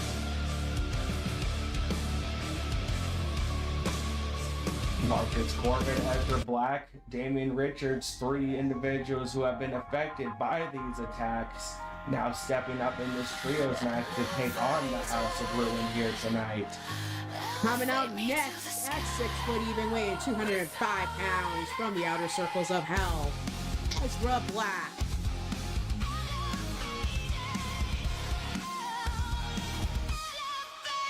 Rising up to the sound of your name in the crowd. Calling out for the revolution. Make your way to the crown and remember the sound. Ezra with a much more serious demeanor. He used to come out like in a fiery position like Abyss. Now just like got this stern look on his face, ready to just flex on anybody.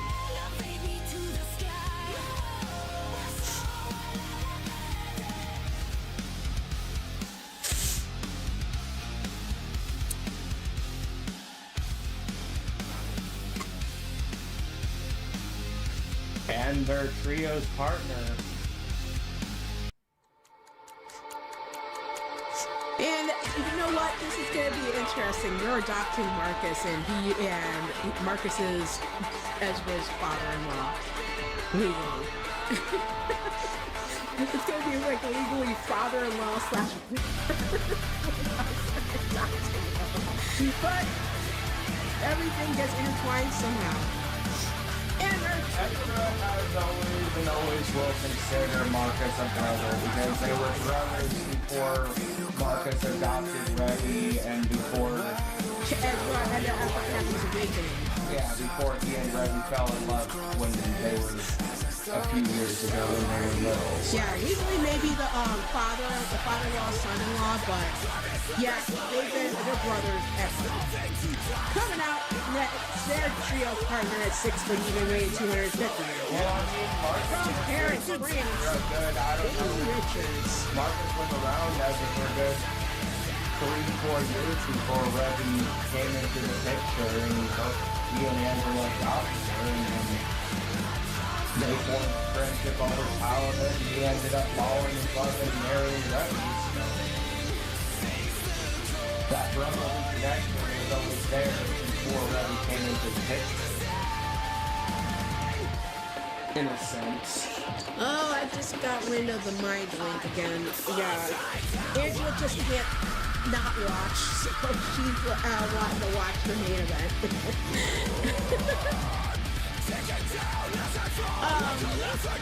Appreciate the show of interest. Right now, Atticus' roster is at capacity. He's closer to his pay-per-view in January. He's going to be doing a re-evaluation of his roster, and there are people already in line to join to fill up those spots. But the best I have a waiting list that I go through after every pay-per-view to remove inactive people and add new people who have shown interest. Because that's my main thing. I won't just add people just to add them. I need activity.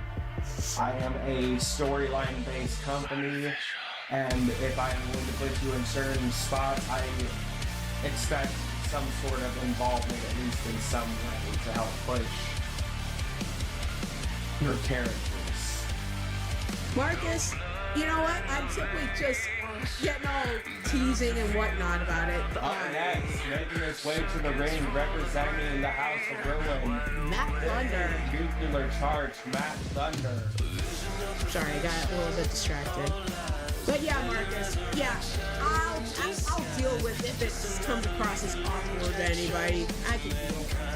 So yeah, basically, I am not saying no to new people joining. I am just saying that the ones who want to join, there is a list, and I do expect at least some sort of activity. I have a Discord server where promos and other match cards and other things can be posted. And as far as me right now, still at the getting to the point of reevaluating my own roster, because I have plenty of things going on in regards to my own company. So best bet is to keep coming to the shows, stay loyal, keep showing interest, and if you play your cards right, you may end up getting in at a time where we do have the ball to actually. But as he said, and it goes for my own company too, we're trying to have active competitors on our rosters. Whether in the live chat, in the server, whatever, as far as promoting your own character. Coming out next, in the House of Ruin, the natural born sinner, Jacob Baker.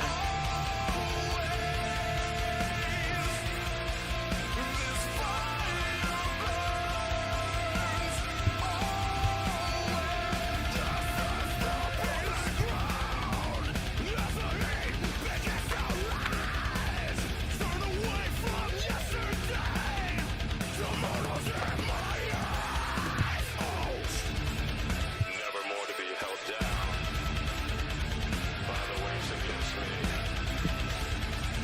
Never more to be cast aside. This day is mine. Even through the darkest days, this fire burns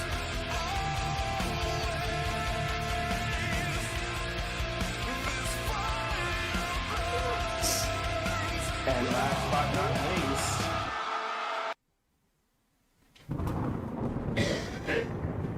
Samoa! So you go to go! You go in Makwako! You fight in Mavai! Lemanu, so ya!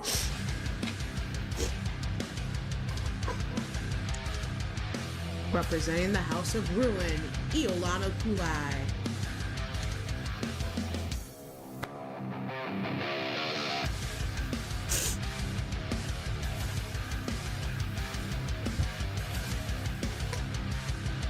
yes, I know. Lemanu Samoa, Imanu, Faiva! Lemanu Samoa, Imanu, Faiva! Lemanu Samoa, Nene, wow, so, they say, Simanu, Ole, Turaulo, wow, so, Name, and Meato, Oro, Marosi, Wato, so, yeah, Fata, Famer, so, Ese, Lemale, Name, and Wing, Ese, Lemanu Samoa, Lemanu Samoa, Lemanu Samoa, oh, my Samoa. Tau ia malo, oh, nei malolo. Tulai Samoa. Come on, walk up, I am a fight, lemon. Oh, shit, I just fucking realized something. So if anybody's listening to Iolana's song right now, the chant that they are chanting during that song is the same one that the Usos would chant back during their old entrance before they did the whole We the Ones gimmick when they were still... Yeah, I think I forgot. She's part some Hawaiian. part Samoan, yeah. So Hawaiian Samoan. yeah, that chant during the song is the same one if you listen to it, that the Usos would always chant back when they had their first tag team rendition before the current one they have now, before the bloodline and all that stuff. Very interesting.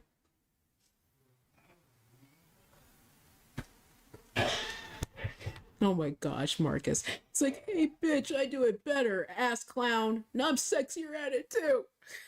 God damn it, Marcus.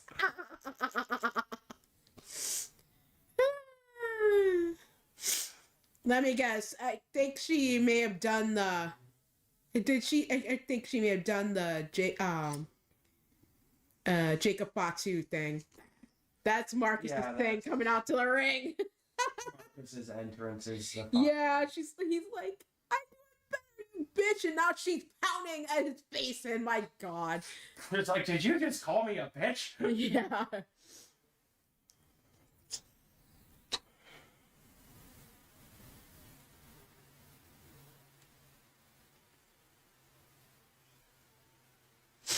Iolana with the sledgehammer to the back of Ezra. Angela from the Tundra is going, focus! I will be. And again, and Mark is like, I did it first.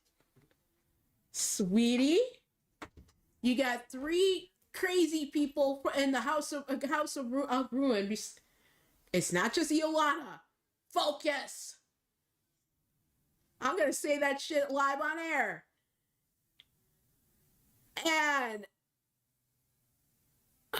honey, now it's 3-on-2 and you're the one who got eliminated, son. Oh boy.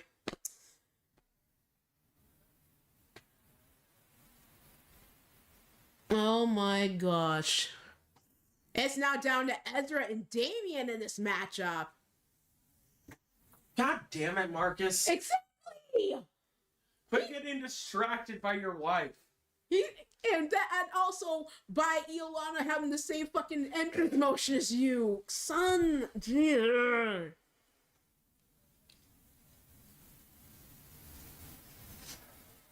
Olivia, it's just how he rolls.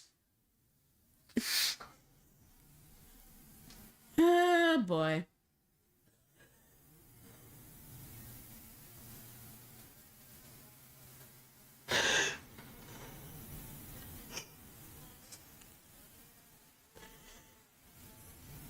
Yeah, most of the action happens in our Discord servers. I mean, we each have company chats in our Messenger, but the hub of everything happens on the Discord. That's where promos are posted, most of the storyline goes down, and then we portray that storyline here on the show as... including the live chat as well as on screen. Yep. Okay, prime time. You in a singing mood, I guess?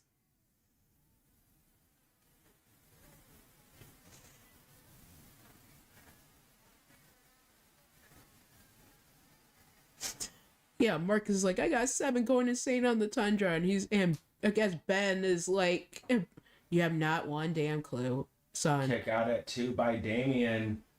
Ezra dropped down onto his back by Jacob Baker. Well, Marcus, shit happens. Just stay close by for Ezra and Damien. Ezra has a hold of Iolana, drops her down onto her back. Damien's been eliminated. And Ezra is all by his lonesome in this damn match. Oh, God. I am not... this is not my happy place. With him being set into gut burst into the damn steel steps, all 3 members of House of Ruin taking turns whooping on Ezra.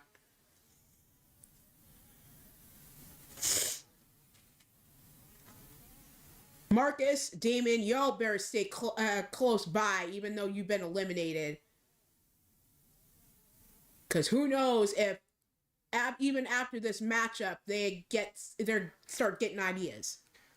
Ezra continuing to try and fight off the House of Ruin here in this 3-on-1 predicament right now. Andromeda watching the matchup, seeing Ezra being the sacrificial lamb for his team against all three members of the House of Ruin. Running out to be there, out of her locker room to be there for him. You know, Matt Thunder chucked the baseball bat at barbed wire bat, and I think he may have hit Jacob Baker accidentally.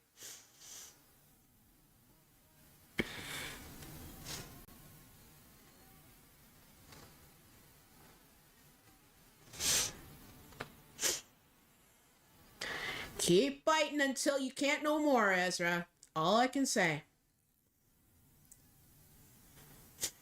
I mean, if how many of these fools start some shit after the match is done? Ezra dropped down onto his stomach, kips up, gets hit with a neck breaker, continuing to try and fight off this assault. Andromeda seen getting clotheslined backstage by Karaya. She's trying to run off to help her brother. And Olivia running to help after Andromeda, trying to help her out. Running powerbomb into the apron by Jacob Baker. Ezra kicking Neolana away.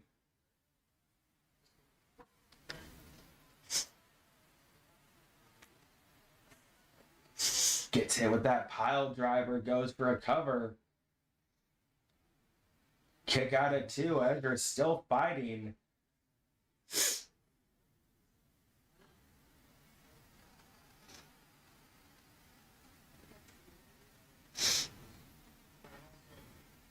Step punch to the face by Iolana.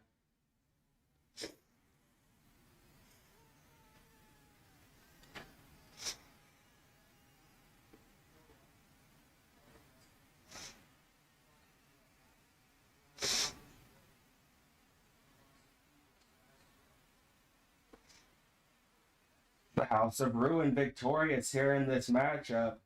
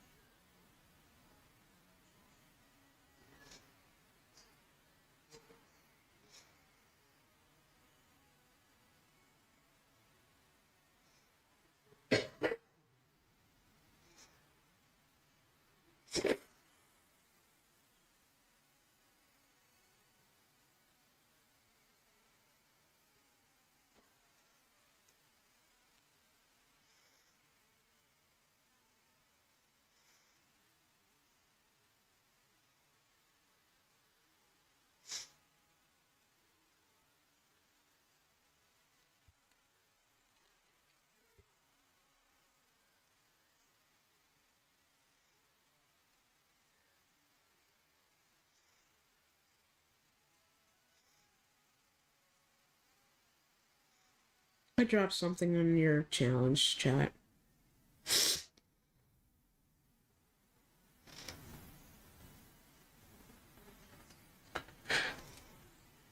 But that is all we have for tonight.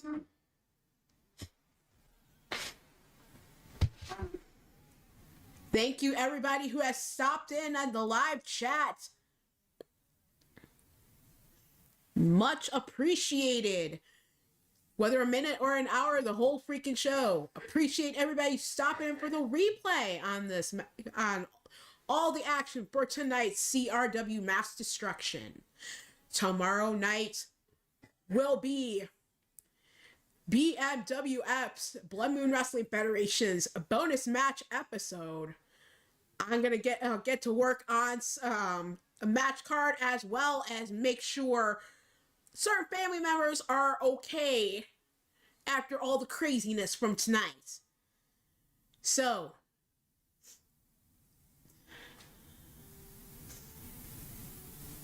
I will be back on Saturday for Chaos Regional Wrestling. As I said earlier in the show, 3 of the matchups on that card will be our 2 1-hour Iron Man triple threat matches for our Chaos Regional Wrestling women's and men's tag team titles. Finals of the tournament's taking place on Saturday, as well as a 10-man gauntlet for our Reaper's Wrath Championship. Names of those competitors will be announced on the next match card. As well as much more action alongside that for CRW. So Hold on. Down on ringside, Ezra is seen fighting off the House of Ruin. Shown going numb as he has his head driven into the steel steps. But that's all we have for tonight. Kelly will be live tomorrow for Blood Moon Wrestling Federation. I have been your host, Atticus Black. What's going to go on with Ezra and everything else, we'll have to tune in to find out.